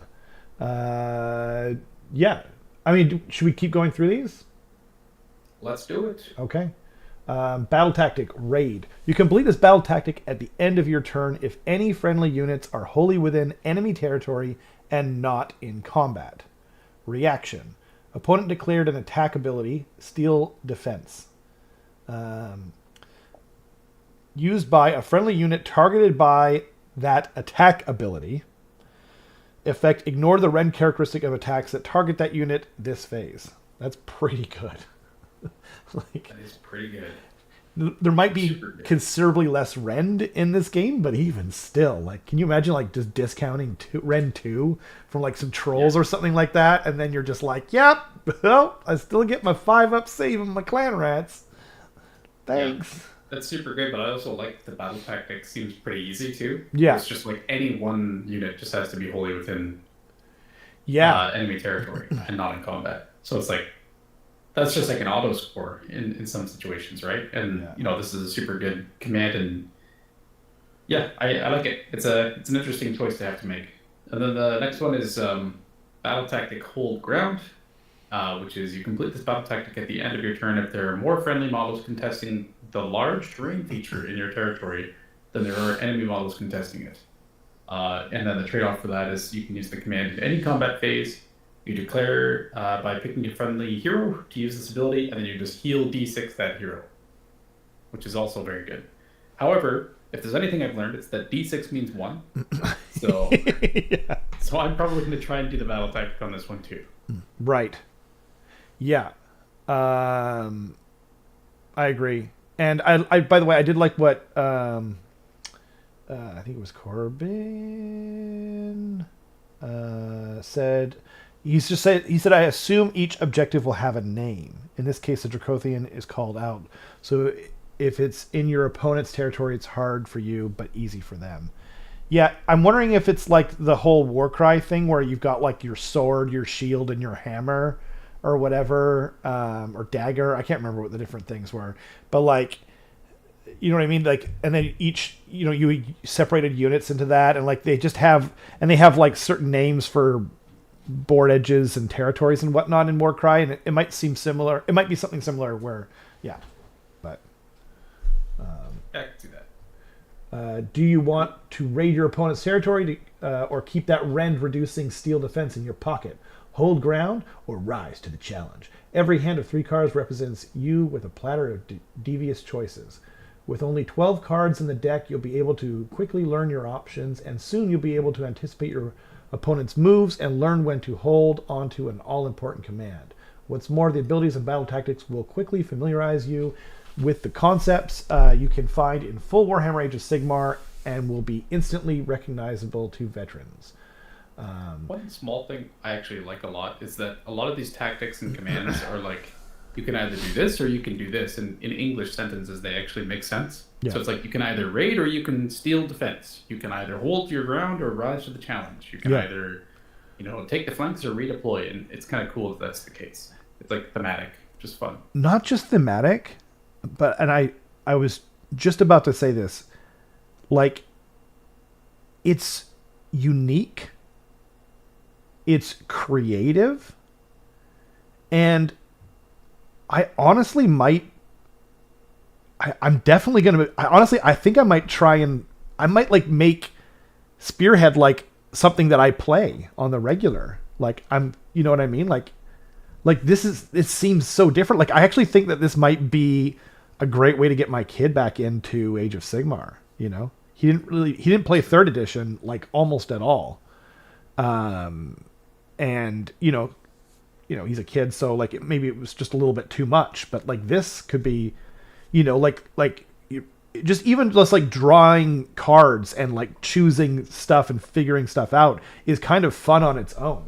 It's like when you first started, like, I don't know if this happened to anyone else, but like when I first went back to playing war games in real life, I've been playing video games for so long. Just the action of rolling dice, I found genuinely fun. It was like this weird experience where I was just rolling a bunch of dice. It healed my soul, from online salt, Playing. Yeah. 100% agree. I'm glad that Thor said yes in the chat. We actually read through these again because I'll be honest, I just skimmed them too. I didn't really do it justice, and reading through them, there's some cool stuff in here. So thank you, Thor. Thank you, Thor. Also, I agree. Lord Castlin says the only time a D6 doesn't mean 1 is when a Warp Lightning cannon rolls power level, and that's very true. That's true. Always 6. Always 5 or 6. Always 5 or 6. Yep. So then next up, we've got twists and underdogs.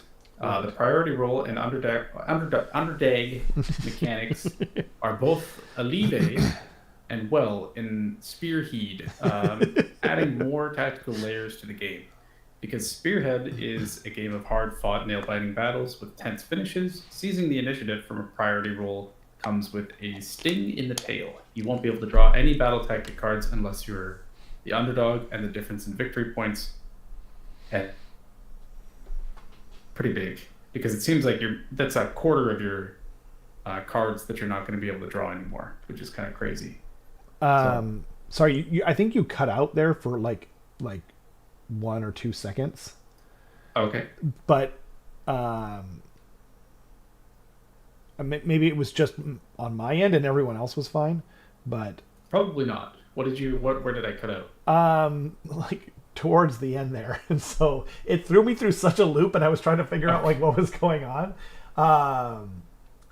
So like, so You won't be able to draw any battle tactic cards unless you're the underdog, and the difference in victory points is 5 points or greater. And kind of what I was saying was, okay, that's a pretty big deal because like that's a quarter of your card draw yeah, for the game, which is pretty big. Like, and it makes sense. Like, I think that's a good way to like really, really disincentivize taking a double turn against your opponent in Spearhead, just because that's like obviously a sore spot for newer players. It's like not playing around the double turn right, quite as much.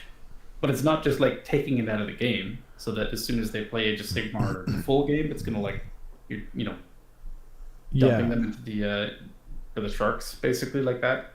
Well, and it also seems like it might have some tactical depth to it too, because it's like, okay, I've got 2 battle tactics cards in the chamber, so I'll double turn this turn, and then I can't draw it. It doesn't mean you can't score them, right? Am I reading that wrong? Yep. I am. Yes, I'm reading it wrong. Wait, sorry. What did you say? I didn't quite understand. So, like, it says you won't be able to draw any battle tactics cards unless you're the underdog, right? Yeah. So, then like you could take the double turn. Oh wait. Yeah, but basically what you're doing is you're using stale cards. Yeah. If that's the case, you're basically saying like whatever I was not able to score last turn, I'm stuck with this turn too. Right. If you decide to take the double turn. Right. And why don't we read the seizing the initiative definition here? It says that if the player who went second in the previous battle round wins the priority roll and chooses to go first, it is called seizing the initiative. When a player seizes the initiative, they do not draw any battle tactic cards for that battle round unless they're the underdog and the difference in victory points between the 2 players is 5 or greater. This is awesome. Yeah, I think that makes a lot of sense. Yeah. Actually, this is more clearly written than it was up above, by the way. Yes. Yeah. Much better written. Yeah, 100%. Probably because someone edited this, like proofread it. Yeah, I love this. I think it's like you said, like a huge. Like I've been talking people into this game since 2016, and the double turn has always been an issue, and now it's just like they're like, oh, if this do the double turn, I'm never gonna play with the double turn. Okay, well, look at this dummy. Okay, like, do you get it now? Like, do you finally get it? It's a great mechanic, and if you still don't get it after this, then I don't know. I mean, by the way, that was not directed at people who just don't like the double turn. I realize that that's partially a psychographic thing. Like, some people don't like the randomness or whatever. Like, there's, and I don't think it works in a lot of games, right? But where some of my like pent up frustration comes from is dealing with people who are like needlessly critical of the double turn and don't understand it. You know what I mean? When they call Age of Sigmar a baby game and stuff like that. Those are the people that my frustration is directed at. If you just don't like it, hey, I get it. I have friends that don't like it. And they still play the game, but 2 brand new players are trying to learn are going to take an hour to figure out what that means. That's possible. I don't think Warhammer is ever going to be a game where 2 people that have never played it are going to get into it. I think it's kind of, unfortunately, always going to be like you have someone that's already in it and they're showing you how to play it. Or sometimes there's like very few people that like do a crazy amount of like research into the game before they play it. And one of the examples of that is a good friend of ours, Ryan. I remember he played against me in his first game of 40K. Yeah. And he was already like fluent in the rules essentially. He was like, I'm gonna do this, right? His very first game. Yeah. Yeah. I was like, yes, you do. Like, yeah. Way less hand holding than I thought it was. Not just that, but that he kicked your ass. Yeah. And then he I played another. What? If I'm playing a game against a new player, I like borderline intend to lose. I agree. I do the same thing. And I also brought a soft list. But then I realized after battle round 1 that I wasn't going to be able to win. It didn't matter what I did or how well I played because he was already an expert on it, like some kind of Rain Man for Warhammer 40k. You know what I mean? And I was just like, oh god. And he was rolling really well. So, but yes, you know what though? There are those people, and like I was one of those people. Like my first game of Warhammer Age of Sigmar was with Skaven. I was using square bases because that didn't matter back in the day, and I just like did a lot of research, and I was going, now it works like this. And my opponent had played a few games, but you know I still knew my rules a little bit better than he did, and so it's definitely possible. And like I know some people, like I actually a friend of my son, his friend's father and she got into Warhammer Age of Sigmar, and he plays Nighthaunt, I think, and she plays Stormcast, and they just kind of learned it together. You know what I mean? And so I kind of agree with what was it Ledivicus said? Oh yeah, wow. There's been a lot of comments since then. My apologies. Said like it's going to be hard for new people, but also like what Carson said is ultimately true. I think is that this is intended to be used to teach people to play the game. You can always go to your local games workshop, you know, and they do demo games there. Like if people don't know, there's that option. Or most of your local hobby stores will teach people to play. There's usually groups and stuff like that. Like this has been kind of what I do since the beginning. So, yeah. Look here. See, I was worried about that, Matthew. Look here, dummy. That is not my style at all. No, I mean it's. I think I explained it, but yeah, I've been dealing with people who are like critical of Age of Sigmar that don't understand it, and it even happened in the start of 3rd edition. Like literally, like I'm just like, oh man, are you guys excited for AoS 3? And like, no, it's a baby game. The double return mechanic is stupid, and all this other stuff. And I just, yeah, it brought up a little bit of acid.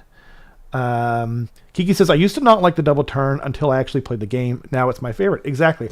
Like that's how you know you're an Age of Sigmar player. You know, not only do you like it, you get it. You know. Yeah. You've been beaten into submission. Yeah, you've been brainwashed. You now have Stockholm syndrome, and you're one of us. Or you're a destruction player, and it is won you games before. Yay, destruction! Woo! Yeah. Or a shooting army, or various other, or your Slanesh. Yeah, there's other examples of it. Anyway, saw a really great analysis that 40k players are viewing it through a 40k lens, where it obviously doesn't work. Exactly, that's kind of what I'm saying. Yeah, the double turn. Looking at the double through the eyes of 40k makes it seem insane. It's true. I think without the double turn, the game becomes too easy to map out at a high level. Yeah, it also makes a chaff much more useful. A double turn in 40k would result in a wiped out army 9 out of 10 times. Yeah, that's it's not, they're two different games. You know, like you just couldn't have people like if they charge, they get to go first. Like in 40k, can you imagine then having a double turn? It'd be like, okay. That's actually, and then Kenrick said, also 40k players don't think about alternating fighting. Yeah. It sounds like we're all on the same page. Yeah. Won't even want to hear about fantasy space marines. So to each their own. Exactly. You know, and it's fine. Like if you weren't there in 2015, 2016, then it was a tough time. Like it was, you know how like I don't have this anymore since I'm an adult, but like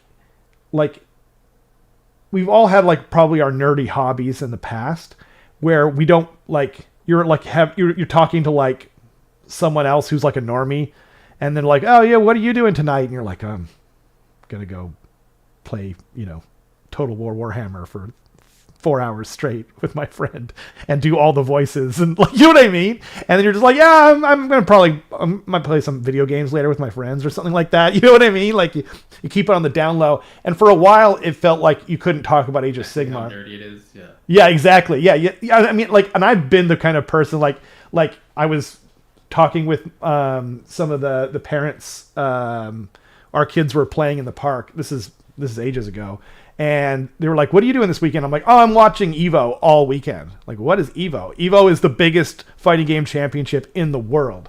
And here's why it's awesome. We actually have a record amount of entrants this year. It's Street Fighter. It's the #1 game. It's going to be in the grand finals. And like, I'm just like talking about it. And they're just like, wow, like he's not ashamed at all. And I'm not. That's how I feel about Age of Sigmar and all that stuff. It's just like if other people don't get it, that's actually on them. You know what I mean? Like for a long time, like comic books and stuff like that were like, like shame spirals for a lot of people. And now it's like, now it feels like superhero movies have made it like, now it's like normies are more into superheroes. You know what I mean? Yeah. So. Yeah, 100%. I find that people are actually super supportive. Like so I go to the, I have a dog. I take my dog out a lot. I go to the dog park a lot. And I kind of have like a group of people that I like regularly see there now. And after kind of like trying to mask it for a while, I finally told them what I was actually doing, like Warhammer wise. Yeah. And they were like super supportive to the point where like, I'll be introduced to a new person that they know or something like that. And they're like, this is Carson. He was at the Warhammer World Championship. And the new person will just be like, I don't know what that is, but good for you. I'm like, thanks. Oh man, that's so awesome. Yeah, exactly. If you just like, it's weird because like if you act ashamed, people will think it's something to be ashamed of, and if you don't, then for the most part they'll do the same. But anyway, moving right along. Are we done? No, we're not done here. Okay. Nope, there's twists. Right. And then that's it. And then we're done. Okay. I mean, I'm actually enjoying like Spearhead almost probably more than even discussing like just the rules that were coming out last week, just because like I didn't realize how cool it was, but there's also other things to talk about. At the start of every battle round, you will also determine which player is the underdog, the player who is behind on victory points. Then you'll draw a twist card that will impact the battle in some way, providing a bonus for the underdog. There are 2 decks of 6 twist cards each. Oh, I see. God. Themed around the Aquashy and Gyran sides of the Spearhead battlefield board. The verdant battlefields of Gyran are filled with grasping vines that can ensnare your units, reducing their maneuverability, the bane of cavalry heavy spearheads. On other rounds, hard-bitten warriors can attempt to take the land back with their assailants and score extra victory points by securing terrain features. So the first one is called Grasping Vines. The underdog picks an enemy unit on the battlefield. If there is no underdog, the players roll off and the winner picks an enemy unit on the battlefield. I don't like that.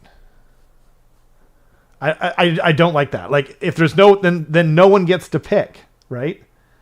Like otherwise that's a little random. But I guess they want to have a twist they want a twist to exist in every turn. So that unit is sorry. Twist will probably create an underdog too. Because otherwise, like, if 2 players are kind of neck and neck and they're scoring the exact same every round, it's like they're just ignoring twists, essentially. Yeah, that's true. But that means, like, the battle is perfect. There is no underdog. And it's like, we want to encourage that, right? That's true. But I think that they do want to use this mechanic. They're kind of shoehorning it in a little bit. If I can also direct your attention slightly to the right, that card does have an additional thing that only applies to the underdog as well. Oh, fair enough. Okay, well, I'll finish reading this card. That unit is ensnared until the end of the battle round, half its move characteristic, and roll 1 fewer dice when making a charge. That's crazy. Can you imagine? Can you freaking imagine? You're like, we're tied. This is the best game ever. Oh, I randomly made it so your ogres now only roll 1 dice and move half their move characteristics. Like, god dang. You're like, why? Like battle round 5, you've got 1 unit of ogres left. I'm sorry, buddy. They're now completely useless. You can't win anymore. How does it feel? Are you going to Disneyland? No. Can't afford to. Sucks to be you. Bye. Like, that's kind of crazy. Okay, now I'll read the next one, and I'll read it because like I'm kind of realizing I'm being a little bit over whatever. Uh, each player scores 1 victory point at the end of their turn if there are more friendly models contesting the large terrain feature in enemy territory than there are enemy models contesting it. Each player scores 1 victory point at the end of their turn if there are more friendly models. If there are more friendly models contesting in enemy territory. Okay, so it's like an additional point. Yeah. That is interesting. In addition, the underdog adds 1 to wound rolls for attacks made by friendly units that target a unit contesting a large terrain feature. So you're saying that because that says if they're the underdog, right? Because it's not roll off, right? And then you get +1 to wound. Yeah. It's just that only if you're the underdog you get Only that if you're the additional underdog. benefit. So and it kind of makes sense because it's like, here's an incentive to come near the large terrain feature, and then here's an incentive for the underdog to go smack the thing touching the large terrain feature. right. Yeah, that one's cool. It's also just attacks. It doesn't say melee or ranged or anything either. So Where did it say you roll off? in the first part of the second one, first part of the first one. Sorry. Right. I see. So, okay. Yeah. I what's crazy is like the first one is like arguably more powerful. So I mean, with one simple thing, you could literally just make it like you could just make a rule for your tournament, like part of your pack. If you're doing a Spearhead tournament, like if it says roll off when there's no underdog, ignore that, or maybe even GW, like because like honestly, everything I've loved everything up until now. I don't mind rubber band mechanics, I think this is just a fundamental problem with the card, that one card, just because like if you do rule it that if it says there's no underdog, then don't do anything. Or sorry, if you have no underdog, then don't do anything. What if you draw that the first round, right? Then that twist is just bunk. Like it doesn't mean anything. That's fine. Okay. Otherwise, it's just like, man. Because like, don't forget, there's like what 4 units on the battlefield per side. It's like one of those units is gonna suck, And like, what if they pick the front unit? Then the units behind them, like, might not even be able to move out of the way, so that the units behind them can even do anything. Like, I don't know. Maybe I'm wrong. We'll see. Things will land where they should in the end, right? Yeah. We got 2 more twists to go through. Yes. Those who fight in Aquashy will need to be wary of Khorne's presence in the realm, as the blood god's influence can encourage even the staunchest servants of order to let the blood flow. Fighting in the realm of fire can also mean contending with blazing elements and battlefields wreathed in smoke that obscure visibility. So let the blood flow is each player scores 1 extra victory point at the end of their turn for each enemy unit destroyed in that turn. In addition, if one of the players is the underdogs, if that player picks 1 friendly unit on the battlefield to be frenzied, add 1 to hit rolls for combat attacks made by that unit this battle round. Pretty simple, makes sense. Kill stuff, and the underdog kill stuff's better. And then the wreathed in smoke is the underdog picks 1 objective on the battlefield. If there is no underdog, the players roll off and the winners pick the objective. That objective is wreathed in smoke until the end of that battle round. Only unmodified hit rolls of 6 successfully hit for attacks that target a unit contesting that objective. So it does go both ways in that one. Right. But you do have the preference of picking which objective it is. So I don't mind that as much. Yeah, because it's not just a straight up debuff. Yeah. It's just like a preferential targeted debuff. Like a zoning thing. Yeah. Yeah. Yeah, no, that's pretty cool. Each set of 6 twists ensures that battles are ever-changing tactical conundrums, requiring you to adapt around shifting battlefield conditions that help and hinder different spearheads depending on their composition. Thinking on your feet and responding to the ebb and flow of battle is paramount, and this means that the spearhead games you play on your coffee table at home will offer the same kind of tactical depth heroic turnarounds, and epic moments as full-size games at Warhammer Age of Sigmar. We'll have plenty more Spearhead coverage in the coming weeks, blah, blah, blah, blah. Yeah. And boilerplate. It goes on from there. But, like, yeah, I gotta say, like you said, Thor, thank you again. Like, what a... I'm genuinely excited for Spearhead now, and I want to see if I can get my kid back into Age of Sigmar. Like, I think this is the way to do it.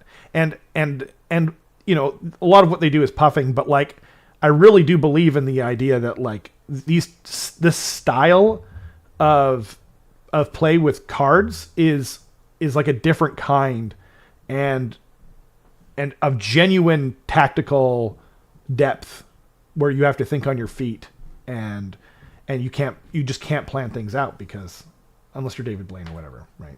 But I also like that, you know, you're using the existing vanguards, but it's nice that you can just be like for instance, I have all of the models from Tyrant's Bellow painted, so then I can just right play with the models that I already have, and I just like print out the cards essentially.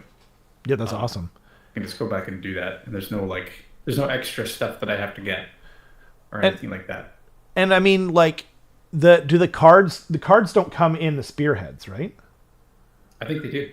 I think they will. Oh, the War Scrolls. Yeah. Right. Yes, for sure. Hopefully that'll be in the app too. There'll be like a Spearhead section in whatever new app they make. That'd be nice. Or you know, hopefully they'll be available for free in one way or another. If not, there's ways around it, I'm sure. But yeah, no, that's a good point. You know, I'll you know, for Skaven, I'll definitely have you know, I'll be getting the new box or whatever. But when it comes to like Deepkin or Seraphon or whatever, like, I don't need to buy them anymore. So yeah, that's what I'll do, something similar. Cool. Okay. Second to last, but not least, there is the preview show. They're showing the full box set next Thursday, May the 16th. It's at 5 p.m. Pacific time, 7 p.m. Central Daylight Time, and 1 a.m. if you're in the UK. And so we're going to be doing a preview, watch along live show. Humbly invite you all to join us as I lose my freaking mind. So long. Won't miss ya. Never really knew you that well anyway. I'm really excited for it, though. We're going to get to see the full contents of the box. We'll probably get a release date, right? I think so. Maybe not? Yeah. I mean, we're in May. Yeah, maybe not. I mean, we're going to see the contents of the box, and that's the most important thing. Probably a month and a bit after that is when it'll come out. Right. So we kind of like know, because they do it the same every time, pretty much. So, but it would be nice. It would be nice. I don't know why they don't, but whatever. Yeah. So come join us. And now for the moment we've all been waiting for. Obviously, this is the most important thing that has ever happened to any of us. There's one other fancy thing. There's one other thing in that article, the last one. There's going to be a match play game of Lumineth versus Skaven at the Dallas Open between Nick Tassone and Tom Maudsley, the rematch from like the top two at the World Championships last year. Okay. And they're using like 4.0 rules. Oh, cool. A 2,000 point battle with Lumineth and Skaven. Wow. So presumably we're going to know that, you know, what the rules are for each of these things. The hilarious thing, though, I think, is going to be that if there's like any details missing, we're just going to be like listening to what the players say, essentially. So let's hope to God they know the rules like super, super well. Otherwise, yeah, that's going to be bad. I mean, we like, everyone does it every time a new army comes out for Warhammer Plus. And they get stuff wrong so much, and we're still doing it anyway. I'm sure they'll do at least as good as the Warhammer Plus side of things, right? Yeah, they should probably use chess clocks for that show match. Yeah, imagine if it goes like 6 hours into turn 2 again. Yeah, we It's really the first game of fourth. God. we really can't cast any stones though, you know. Yeah, But that's true. but yeah, so this is the most important thing that's ever happened. I don't know what to say. You know, they're perfect. Like, they're everything I hoped and dreamed since playing this army back in the day. I've always loved Jezzail. You know, I don't know. Like, what what else do you say? It's awesome. Like, he's even got he's got a big machete on his back for some reason. Yeah, like, it doesn't look easy to paint, you know, when they're all assembled like that. But I don't know. These guys are so freaking rad. I don't know what to do. Like, the Jezzail have always been one of my favorite units for Skaven. I love sniper rifles and that kind of thing. And so, and like, there was like this really old art, and I should have got it out ahead of time. But it's quite evocative of that. You know, they're in in like the novels and stuff like that. And so, yeah, it's really freaking cool, man.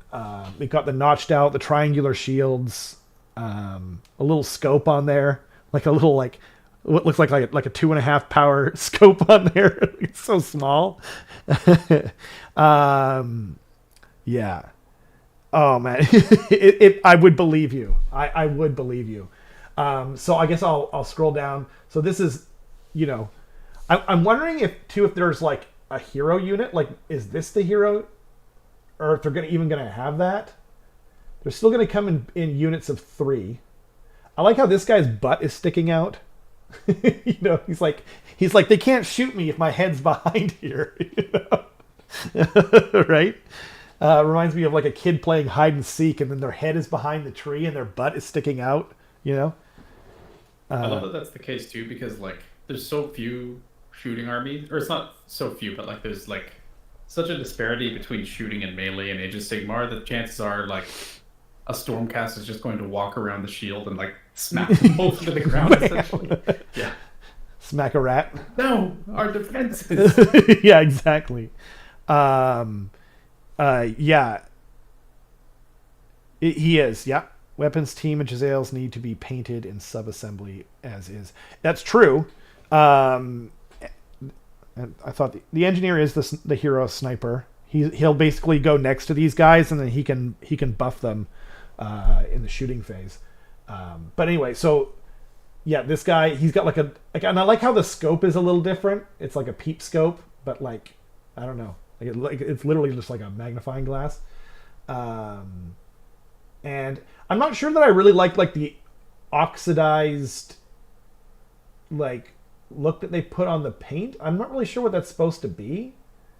Like Yeah, I'm not sure what that is either. Yeah, like, because like copper and that. Yeah, sorry. I have to direct your attention to the absolute Chad that is using iron sights and not using a scope whatsoever. Did you see that guy? I think that's my favorite one. Oh, okay. So yeah, I haven't got there yet. So, okay, I'll move on to into iron sights guy. Yeah, he's like doesn't even. I mean, I don't even know if I would call that little like spike thing. I guess he's using that as iron sights. Yeah, he is the Chad. That's true. Yeah, he's got like a 45-70, and he's just adjusting it up and down. And oh man, yeah, I want to get like the other side of this. Oh dear. Oh man, it's so sick. Like they're all awesome. You know, for a lot of people who don't know, they basically use it's like warp infused bullets. So they're shooting warpstone into you, and it like poisons you and stuff like that. That's being represented by mortal wounds, obviously in Age of Sigmar. But oh man, I don't know, like what more to say about these guys. I don't really think that there's anything I could say like in the normal context, but I did compose a poem.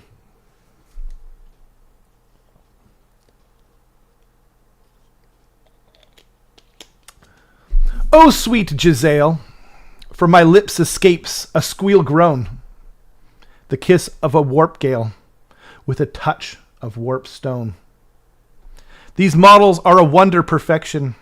The Horned One agrees. A Skaven's proud invention for the whole world to look see. With love. My dog hates this. It's called Ode to the Jezzail. Yeah. I love them. Like, I don't know that I can go on too much about it, but we'll talk about like the little tiny preview that we got of the rules, I guess. Jezzails are pretty nasty in this edition. Wounding on a 3-up. They get 2 attacks dealing 2 damage each with 2 rend, and their Warpstone Sniper's action grants them +1 to hit if they don't move. No Stormcast Eternal, no matter how ornate their armor, nor grim their purpose, is safe from these fizzing fusillades. Fusillades? Fusillade? I don't know. I don't say that word out loud normally. Thank you, Ludivicus. With love. From Gracie Rob. Your shooting phase. Warpstone Snipers. Effect. If this unit has not used a move ability this turn and was not set up, add 1 to the hit rolls for this unit's shooting attacks. So they will go from hitting on 4s to 3s. And then wounding on 3s always. It's pretty similar to what they are now. We assume that they're going to be on 24 inches for the range, because the engineer sniper guy is on 24 inches and they're currently on 30. I don't know, like, they're very similar to what they are now, but the main reason that I really want to play them is because I just like love the look of them. I don't know that like they're going to be any better. It sounds like they're going to be the same or slightly worse, depending on whether we have warp sparks and whatnot to buff the damage on them. The one thing I'm a little disappointed in is that I wish they were hitting on 3s normally, and then if they don't move, because these are sniper rifles, like they should be very accurate. Is it hitting on 4s? It doesn't, but I think. 1 second. Are you basing it off of like maybe the heroes to hit I characters? think that's what it was. Yeah, I've gone down through a couple rabbit holes on my own here, just being excited and whatnot. But yeah, do you have the engineers? Engineer, I got it. Yeah, it's no, it's 3s and 3s. Really? Yeah, Rend 2 D3 damage, crit auto wound. Maybe. 24 inch range. So Maybe. I mean, I can see it if they're supposed to be snipers. And then the interesting Right. thing too is that you have the warlock engineer that's, you know, if neither of the units moves, Yeah. you can ignore guarded hero, which is effectively like the next edition's lookout sir. Mm-hmm. So that's pretty good. Like even if they're not doing yeah. a crazy amount of damage, if you're just like sniping hero characters off the table, that's pretty nice. For sure. Because they don't have that now, right? No, they don't. Basically, you could. And what's funny is I don't remember. I think you couldn't put them in sharpshooters before, because like didn't sharpshooters have to be battle line or something? I have no idea. I don't remember what it was, but it was. I don't think you could put them in there before. I think what I'm thinking of right now is that they're currently hitting on 4s, and maybe I'm just, like. They're currently hitting on 3s, Oh, there you go. but they're 30-inch range. Right. Okay. Maybe they will be then. I wouldn't be surprised if that's the case, because like, Yeah. you know, hitting on a 2-up if you don't move, that's a pretty fair trade-off, I think. Yeah, like your range is, down by like whatever 6 inches ostensibly.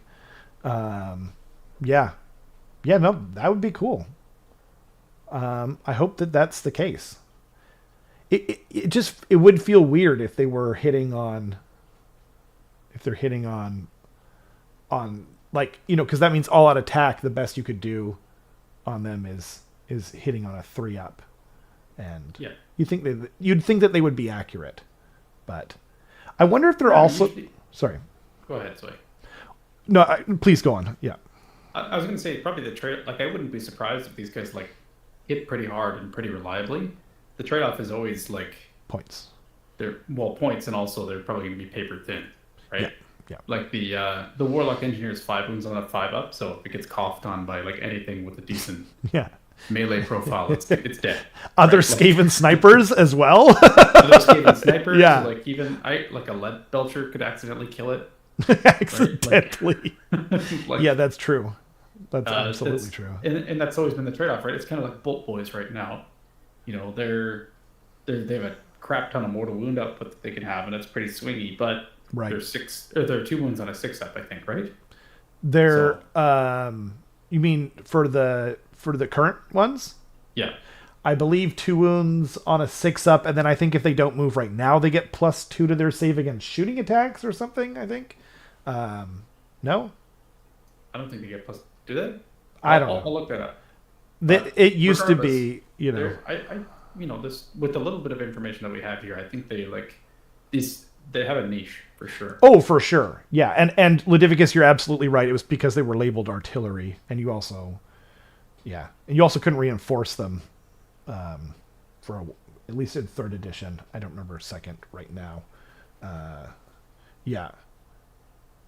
They're, I don't know, like at the end of the day, like I've said this since the beginning, I'm expecting Skaven and Storm, like whatever the edition, whatever the enemy is of the Stormcast, I expect them to be bad, but I don't care. Like I'll still play them. I'm all about these models. They're some of the coolest things. Like they're something I've wanted for so long now. Like I think Rat Ogres are gonna be, like, I shouldn't say this, but like I think Rat Ogres are gonna look amazing. You know what I mean? Just based off of Kroxagor, I'm assuming the Rat Ogres are gonna be like more impressive to the average person. But I've been waiting for Jezzails. I love Jezzail, and so I'm really excited. I'm assuming these are the kits that come in the what do you call it? The starter set.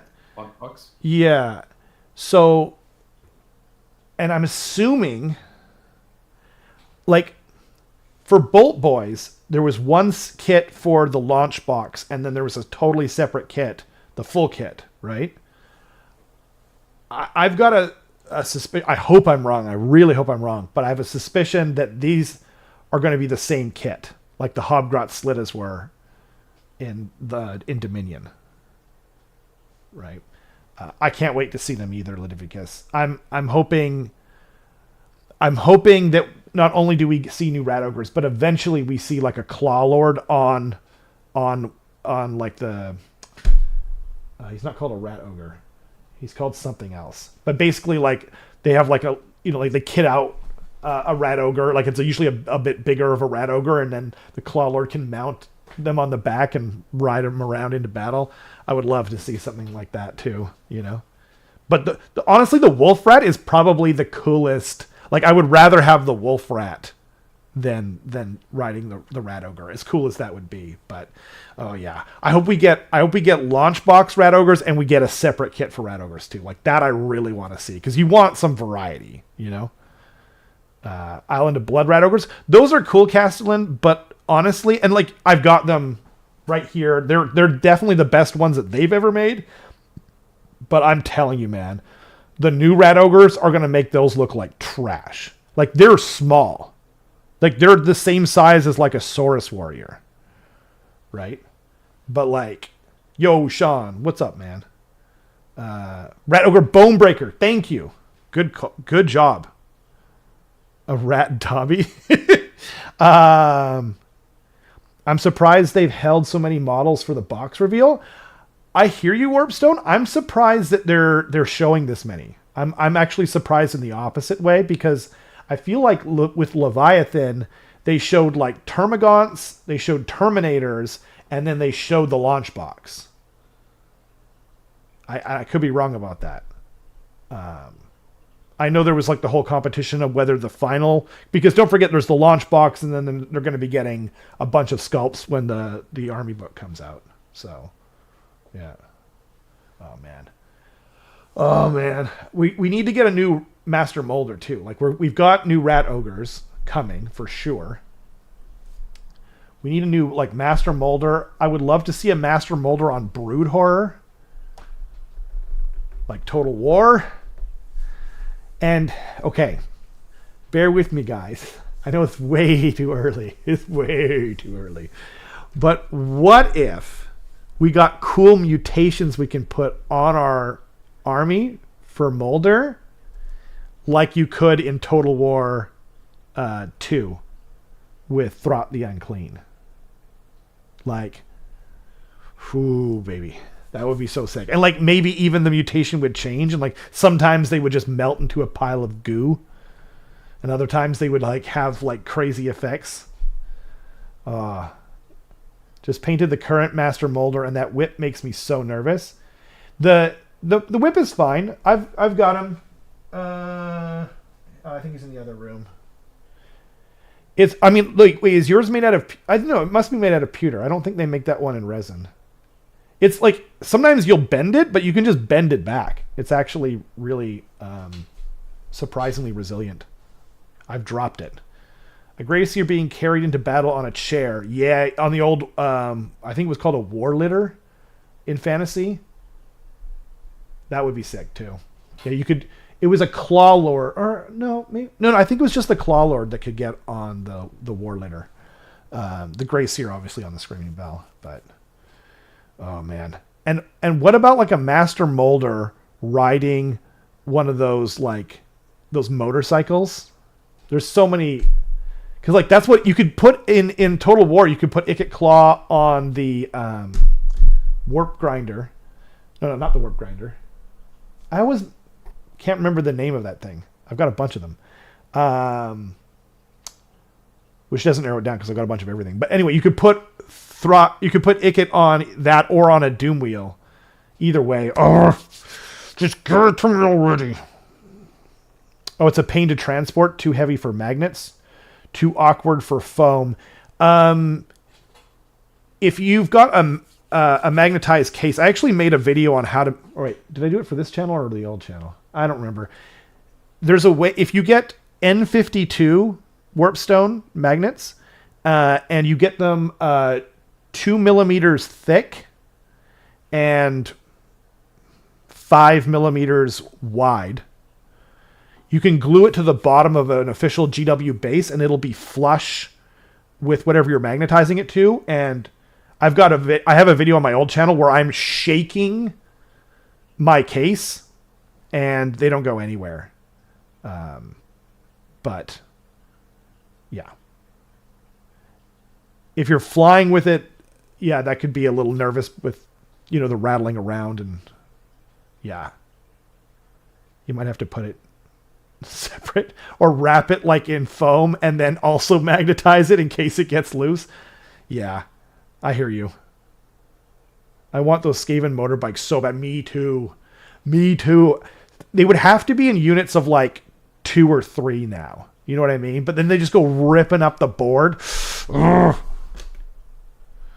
This water bottle is going to explode in a moment. Doom Flare. Thank you. I always forget it. I always want to call them warp grinders. Doom Flare. Right. Doom Wheel, Doom Flare. They're so much fun. Poison Wind Mortars would be fun to bring back. Absolutely. Yeah, those were like... that was something that I was really sad to see them retire. But anyway, I've been distracted. What do you think of the Jezzail, Carson? I like it quite a bit. I won't have to kill you now. Thank you. Yeah. Yeah, I think they're super cool. They're really unique looking. I actually don't even know what the old Jezzails look like. Oh, just because no one uses them. Yeah, I have 6 of them in metal. Obviously. Actually, no, the new ones are mostly resin, but I have them in metal. Let me find it for you. No, I see it now. Oh, okay. It's bad. Yes, so bad. I mean, bad. Those models are really old, too. Like, they're not 30 years old, but they're definitely from the Monkey Dog era. And they never updated them. And no one knows why. Well, actually, it's fine, because now we have these beautiful and perfect miniatures. So, yeah. We're only at 19 minutes. Keep gushing. Yeah.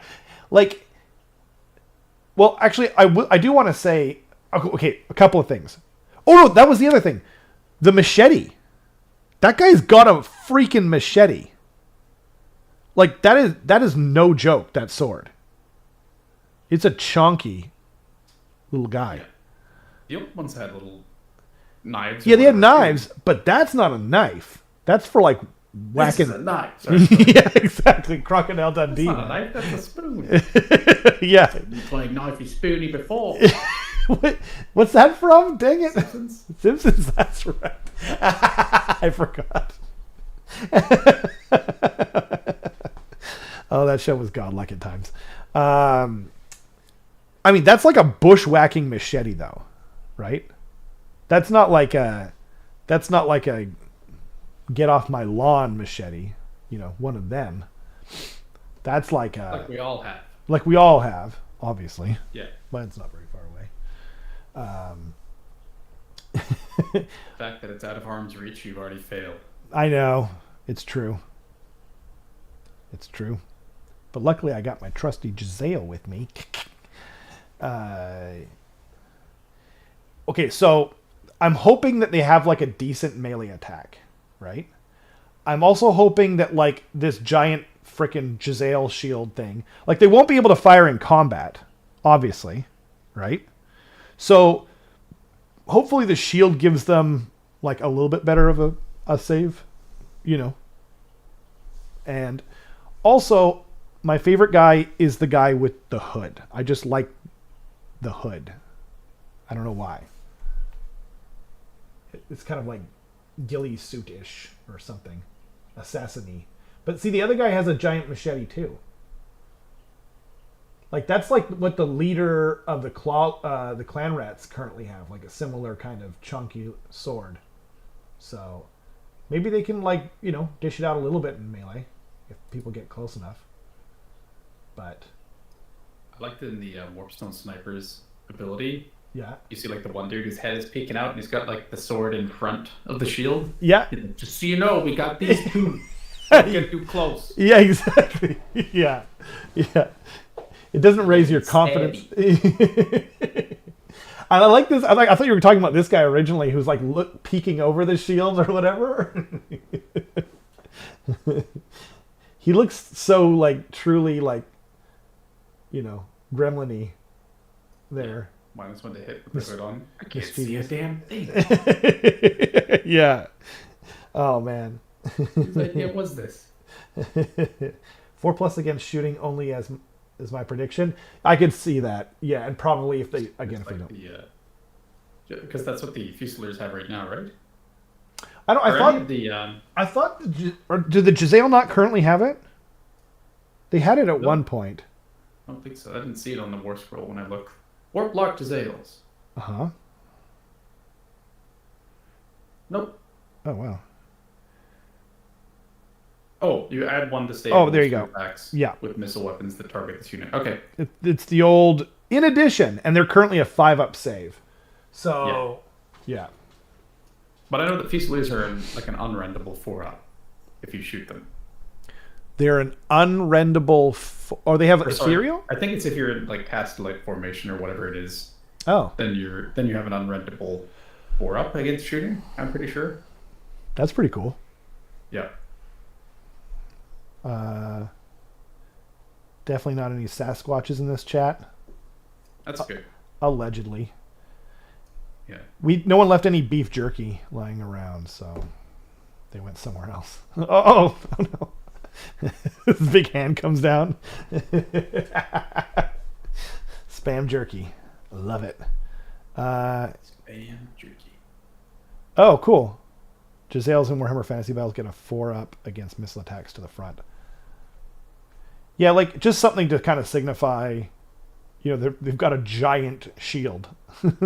Like that's not like that could cover their whole body, of at least the front guy. So, yeah.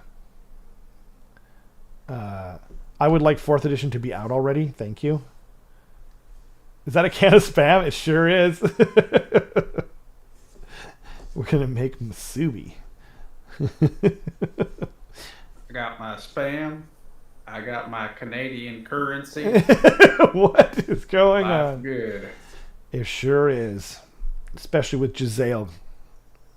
See this? This is American currency. See this? Canadian currency. Oh! Yeah. That probably wouldn't have happened if they were both $50 bills, though, to be fair. No, what I meant to say was that $50 is just a little bit better than Exactly. Yeah, that's what I was saying. Yeah, exactly. Exactly.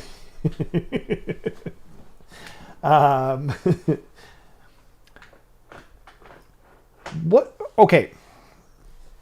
What do we think? What is the green nitrous oxide stuff? Is that supposed to be like copper, rusty kind of stuff? I think they just got too excited. And that's just what it looks like for Skaven. And that's something else we share in common. I should probably get that checked out. Uh-oh. Awkward. Hawaiians love Spam. A lot of people love Spam. If I had to guess what that was, Yep. it's only on the shield, which is really weird. Yeah. But like all of the metal that's surrounding the shield is like copper or bronze-ish looking something. Yeah. So I think it's just oxidized metal that's been leaking. Oh, maybe. Or it's weird that it's on the wood. It doesn't Yeah, really make that's much what I sense. don't get either. I'm wondering about the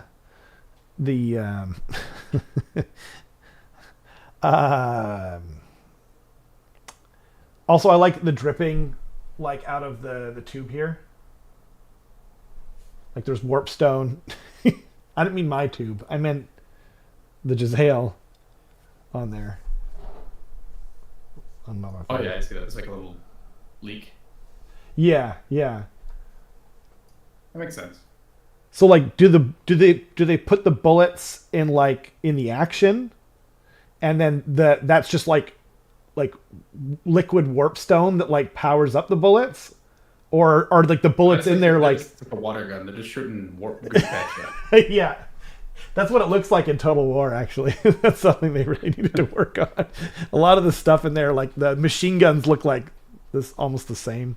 I mean, that's not true. Your acolytes are just like just prolific masturbators, basically. That's what they're acolytes for. Yeah. Yeah.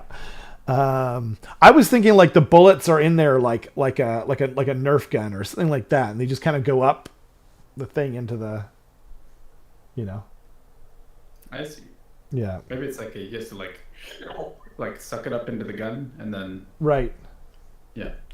That is not typhus corrosion, Kiki. That is nitrous oxide? Neolac oxide? Yeah, something like that. Yeah. Typhus corrosion is a technical paint and it's brown. It's meant to look like rust. Like brown rust, not green. I've got it for my stuff. And on this episode of Trash Panda, Rob gives everyone over 40 a public service announcement to get a prostate exam. Actually, I will do that right now. Oh, there you go. What does it say? You can't push this button.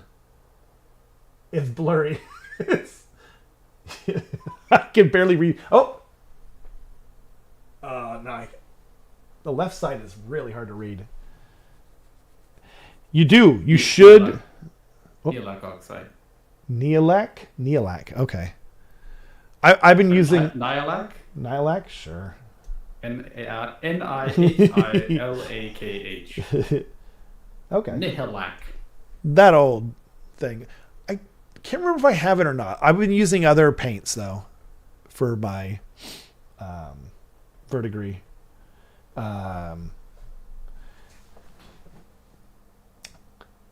Seriously though, you should get a prostate exam. I just got one not that long ago. And I was a little nervous about it, but it really wasn't a big deal. Yep. I don't believe you. I really did. No, I believe that you did. I don't believe that it's not a big deal. It really isn't. It really isn't. Here's my recommendation. Guy that had something horrible happen to him, and you're just like, everyone else must experience it. Listen, guys, it's not a big deal. That does sound like something a Skaven would do. The doctor puts on a pair of leather gloves. and does the speed bag on your balls first. Oh man. Actually, so true story, like, because I don't, all people don't know this, like, I don't really talk about it that much, but I do have a gastrointestinal disorder, and it's a very rare one, and so I went undiagnosed for many years. And so whenever you go, if you have a gastro disorder, anytime you go to the doctor, they're like, well, take down your pants, it's time for another prostate exam. And so, yeah, I've had so many I couldn't even count. But then they figured out what it was, and so I didn't have one for a really long time. And so then my, you know, it doesn't matter, but like I had some recent family with cancer stuff going on, so I was like, you know what, I gotta just get off my ass and go and just get it done. And it really isn't. My only recommendation would be to like grab grab some tissues, because not every doctor is super cool. Like my doctor was. Like I was like, can I grab some tissues? Because like they'll just, you know, they stick your finger up there and there's like a lot like lube kind of left over, and you're just like, yeah, I don't really want that in my underwear. So like I was like gonna grab, and he's like, nope, I got you covered or whatever. He cleaned me right up. It was amazing. Doctor, I didn't see you grab any tissues. Gross. Yeah, exactly. That's why I use flavored lube, actually. God dang, man, this podcast went off the rails. But like, watermelon or strawberry? Like, watermelon. I guess he's like, no. I'm asking myself out loud. Yeah, exactly. Oh man, dear. Yeah. I mean, you know, it is what it is. Delicious. I've been dealing with it for about 18 years now, so it's the new norm. But yeah, it does. Yeah, if you've made it this far in the podcast, then congratulations. You reap what you sow, I guess. I don't know. Thank you. You get to the public service announcements section of it. Yeah. Such a roller coaster. It's like, all right, we're going to start off the rumor engine. Then we're going to talk about Spearhead for a while. We'll be surprised by it. It's going to be really nice. Jezzail's, Rob's going to get super excited. And then at the end, just a reminder, get a prostate exam. See, it only went up. I promised it would only get better and more exciting news as we went through. And I think we delivered. Your hands, yeah. Yeah, Billy Connolly has an amazing old bit about how he's like, your bum is like your eye. Anything that goes in it feels way bigger than it actually is. You know? He's like, you get like this little speck of dust in your eye, and you're like, I got a bloody boulder in my eye. And so then he's like, the first time he had a prostate exam, he said, if I turn around and this man's fly is undone, murder will be done, or something like that. Yeah. Oh man. But you guys got to take care of yourselves. And I know my audience. I know my YouTube analytics. I know what the percentage of male to female is on the channel. It's depressing, especially because I know my wife watches every battle report. You know? But anyway, you know, it's a public service announcement. Okay, Dave, it's just a prostate exam. Yeah, God dang it. Yeah. Oh man. You know, who says I'm not looking out for you guys, right? Yeah. I feel like the first time you show up to a tournament, that's what you're going to say. It's like, all right, everybody, get a prostate exam. See you next time. Bye. It's very important. Also, Skaven are the best. Handing out little sagaofdice memorabilia. It's like, here's a hat, get a prostate exam. Here's a hat, get a prostate exam. It's almost worth it just for the experience. You're like, you get like our cool logo on the front, and then on the back it says "Get a prostate exam." Yeah. It's like, God dang it, I can't wear this shit now. I am the type of self-sabotaging bastard that would do such a thing. More varied humanity to Sigmar. Oh my gosh. Oh dear. I don't know what the donut means, Kenrick, but I do love it. Unless donuts give you the runs. Thank you for joining us, though. Thanks for hanging out.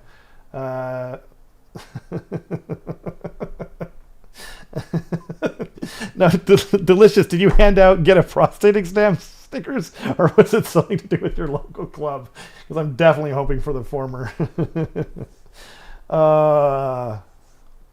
They all do prostate exams, Pat. I'm sure it's not. What's that? 1 second. Okay. Carson, unbeknownst to all of us, prepared for this day.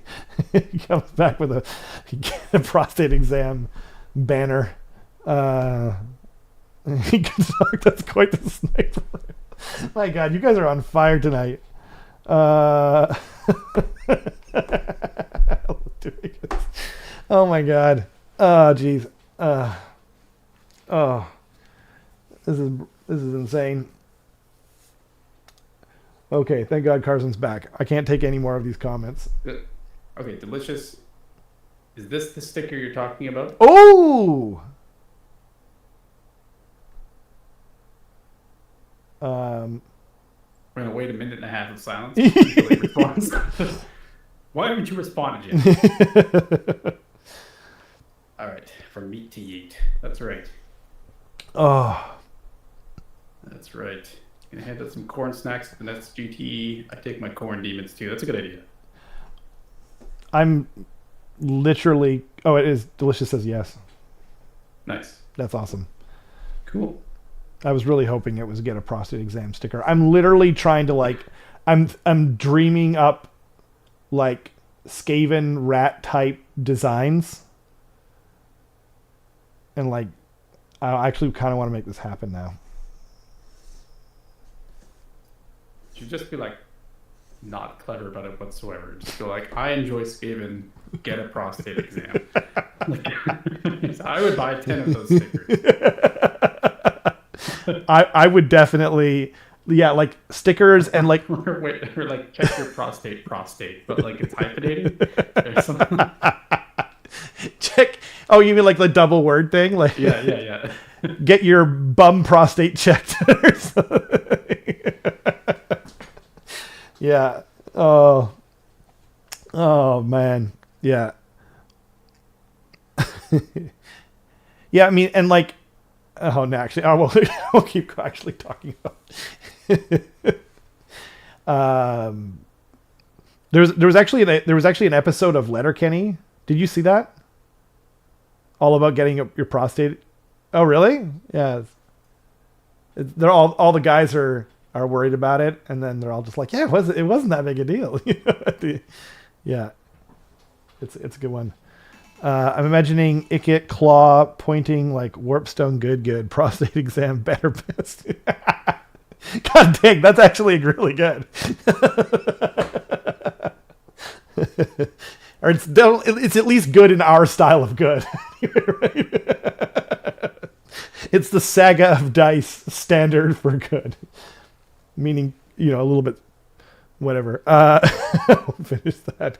I love you, Pat. Letterkenny is a great show. And I don't know if you guys saw, totally random again, but what's it called? What's the spinoff?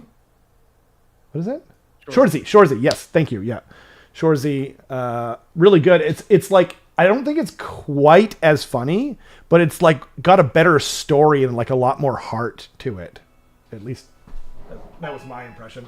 I've only seen it once, but I mean, it actually has like a story episode to episode is the thing. Yeah. Letterkenny is very slice of life, or like just like exactly things happening every episode. Shoresy's definitely got like a plot. Right? Exactly. It has like a narrative that and the character kind of changes, and yeah, there's character development and everything. So yeah. Even like some of my American friends have like seen it and got into it. It's really funny. Oh man. Yeah. Actually, true story. It was Ryan who got me into Letterkenny, and he was just like, we finished a game of 40K, and he's like, you have to watch this. And I was just like, okay. And it was the supercut of Shorzy from Letterkenny. Because like I started in season 6, when season 6 was out, I think. And it was just this supercut of Shorzy mouthing off to people.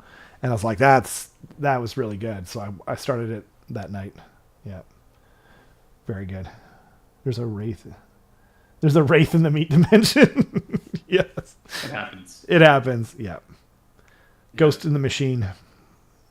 Yep. Can't stop it, so you just kind of accept that they're there. Yep. You give them a buck when they walk by and they leave you alone. And that's not to mention the goblin dogs that also haunt the dimension. Can't help those. Oh. Pass by. The goblin dog? Yeah, you can see it like oh, really? Right here. It? In the tiny... tiny... You're really like... breaking reality. I know, you're really like a method acting this up. Oh, man. Yeah, Carson... Oh, you grabbed one. Ferocious and terrible. The goblin dog that haunts the meat dimension is a formidable foe. Wow. I like your cameraman's doing a lot of work tonight. If anyone else saw it, the guy who plays Wayne is in a heritage moment. Really? A lot of people don't know. I mean, well, a lot of people who watch the show know, but like a lot of people who haven't seen it, but the guy who plays Wayne, Jared Keto? Kizo. I don't even know. He also plays Shorzy. And yeah, so on Letterkenny, they only ever show Shorzy from behind. And then he just does this really silly, like, high-pitched voice. He also played in, like, the WHL. Like, he was, like, a hockey player at, like, a pretty high level. Yeah. I feel like everyone in Canada, like, either has a family member or, like... It's like once removed from someone who's been in the NHL or WHL or something. yeah, exactly. Yeah. Like my uncle was in the NHL. My cousin is married to a person that is currently in the NHL. Yeah. It's like can't get away. It's my brother's ex-girlfriend was cousins with Cliff Ronning. Oh. Yeah. And my brother has painted for the Canucks. Their goalie masks and yeah, I mean, there's a bunch of other tangential stuff that's probably less interesting. When he's pooping to play the new Wolverine. Oh man, he would be rad. Canadian, like, oh, that's a great idea. Although I don't know if he could do a serious character. Almost, you know what I mean? Like. Although, then again, what's his name? Dang it. I'm so bad with names. I know his name. The guy who plays Wolverine right now. Huge jacked man? Thank you. That's exactly the right name and pronunciation of it. Huge Jackman. Or is it Jack Maine? It doesn't matter. Like Jacked man. Excuse me. He was like he didn't play anything like Wolverine before he played the quintessential Wolverine, right? So, yeah, I feel like there's enough people who haven't seen or really heard of Letterkenny that, like, if he managed to pull the role off, that would be like his new identity. Oh yeah, so. For sure. And he's pretty jacked. Like, yeah, I like it. And honestly, I think he actually genuinely does a really good job of acting on Shorzy, you know? So, Silvery sounds... Yeah, I mean, you could do that too, right? It could be a little bit less... You could do a different take on him, you know? Hopefully not a bad one like Jared Leto did on the Joker, but a good one like every other Joker.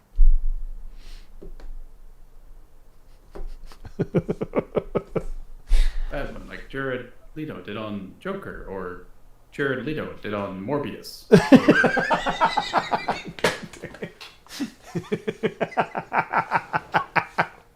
I forgot he played Morbius. I forgot that movie existed, actually. God dang, that poor guy, you know? Well, whatever. I don't know. He's doing fine. I'm sure he's doing fine. It's like... His tears away with... But you never know, like, you know, like, what's it, I think of, like, the guy who played Jar Jar Binks, you know what I mean? And, like, do you know about him? So, like, everyone craps on Jar Jar Binks. Everyone hates on Jar Jar Binks. And I agree Heath Ledger was the best, but I thought Jack Nicholson was really good too, Leviticus. But it was just like, he was, you know, they were each doing their own thing. But the guy who played Jar Jar Binks, he made that character, and George Lucas loved it, right? And so then everyone was crapping on George Lucas, right? And it was him. And so then people would like say awful things about him, and then he would be like, you know, whatever, and then they were like, well, it's not your fault, it's George Lucas's. Like, he told you to play that way. And he's like, no, I made that character, and all George Lucas did was like what I did, right? So he's actually like, there's a documentary thing on YouTube where he talks about how he went to like the Brooklyn Street Bridge and went to kill himself, right? Yeah, but he's doing great now. He has a son, and it's like, it all turned out well, right? But I was just thinking about some of those things where it's like, maybe they're not doing so good, you know? Also, like Jake Lloyd, there's like a story about him. He's also from episode 1. I guess that movie was cursed. But apparently it had nothing to do with the movies or the fans' reaction to him. But yeah, he had a tough time for a long time. But yeah, anyway, on that super happy note, let's talk more about prostate exams, everyone. A much better subject than, yeah. Mark Hamill, I see your, well, okay, but that's different. So yes, Mark Hamill, best Joker voice ever. That's the one voice I would love to be able to do, is Mark Hamill. And honestly, like, as good as Mark Hamill was on the cartoon and different things like that, his performance in the Arkham Knight games are even better. Like, because they can make him say the dark and twisted things that they couldn't get him to say, or they wouldn't let him say, obviously, on the show and whatnot. And they're genuinely funny, but also disturbing at the same time. Oh, that was the performance of a lifetime. And it was in a video game, which is crazy.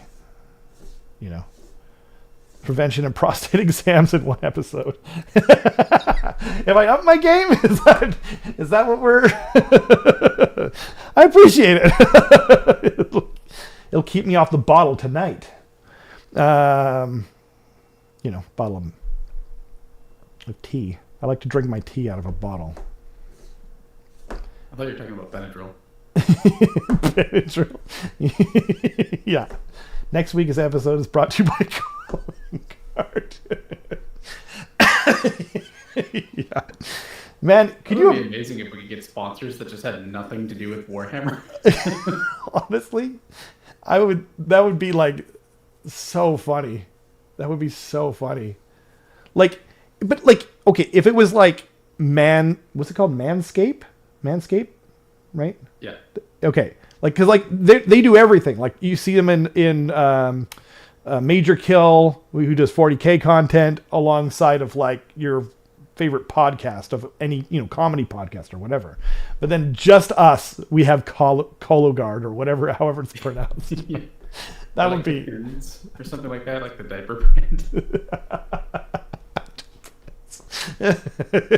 This movement phase is brought to you by Depends. Don't poop yourself, but if you do, you got your back. Yeah. Have you ever been to a tournament and you just like couldn't leave? You're in the, Did your opponent put you on a chess clock? You have to savor every moment of this game. Savor? Interesting choice of words. Are you in Georgia playing at the Warhammer World Championships? Yeah. Depends. Norovirus. Yeah. If you don't want to stop playing Warhammer, try Depends. Are you at a tournament in Georgia? Then we don't need to say anything more. We got your back. Oh my god, you guys are just killing it. You have movement right there. Yeah. This movement phase is brought to you by the bowel movement blocking depends. I'll work it out. I'll get it next stream. And speaking of next stream, we are actually doing a live battle report this Thursday. Yep. If anyone wants to tune in for that, it's going to be the first time we're doing a live report. And then, as we said, we're going to kind of like try to do a live report every 2 weeks ish, and then we're going to try and do like a live report like the day that 4th it's possible to do a live report, essentially, or like the rules are all out. Right? That's what we're planning. You know. Yeah. Yep. So if you're interested in seeing a live report, come check it out Thursday. Yeah. Come hang out. Should be good. It's going to be me against Rob, so basically what you see now, except plus some Warhammer models. Mm-hmm. Maybe some dice rolling. Yeah. It should be good.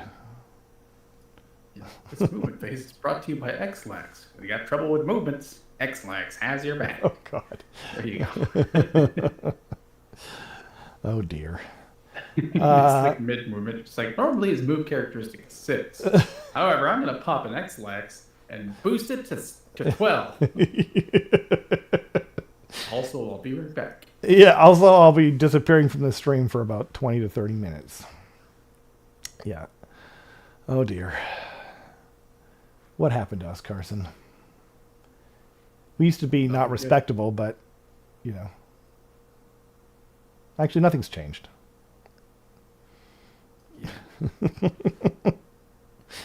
Oh, man. Well, on that note, yeah, hopefully we'll see you guys, you know, on Thursday. Obviously, it's outside of our normal streaming time, so there's no pressure or whatever. And it'll be our first time doing it as well. So, yeah, hopefully you guys will enjoy it. But if not, it'll be in the what's it called? It'll be in like the archive and whatnot. And yeah, let us know what you think. Yeah, and we also, that's this Thursday, and then next Tuesday we're doing our regular podcast, but then the following Thursday we also have the live reveal show that we're going to be doing. So lots of live content coming, and a lot of excitement around the new edition, you know. So yeah, but thanks to all of you for you know, hanging out with us. Is there anything before we go, Carson, that I'm forgetting? I don't think so. That we talked about earlier. Cool. Here's a reminder to go sign up for Battered Bison if you're looking for a tournament at the end of May, / beginning of June. I'm going to be there, and a couple of the people that are regulars in the chat are going to be there. Kenrick's going to be there. It's going to be a good time. And there's 8 spots left, I think. So, and it is a golden ticket event.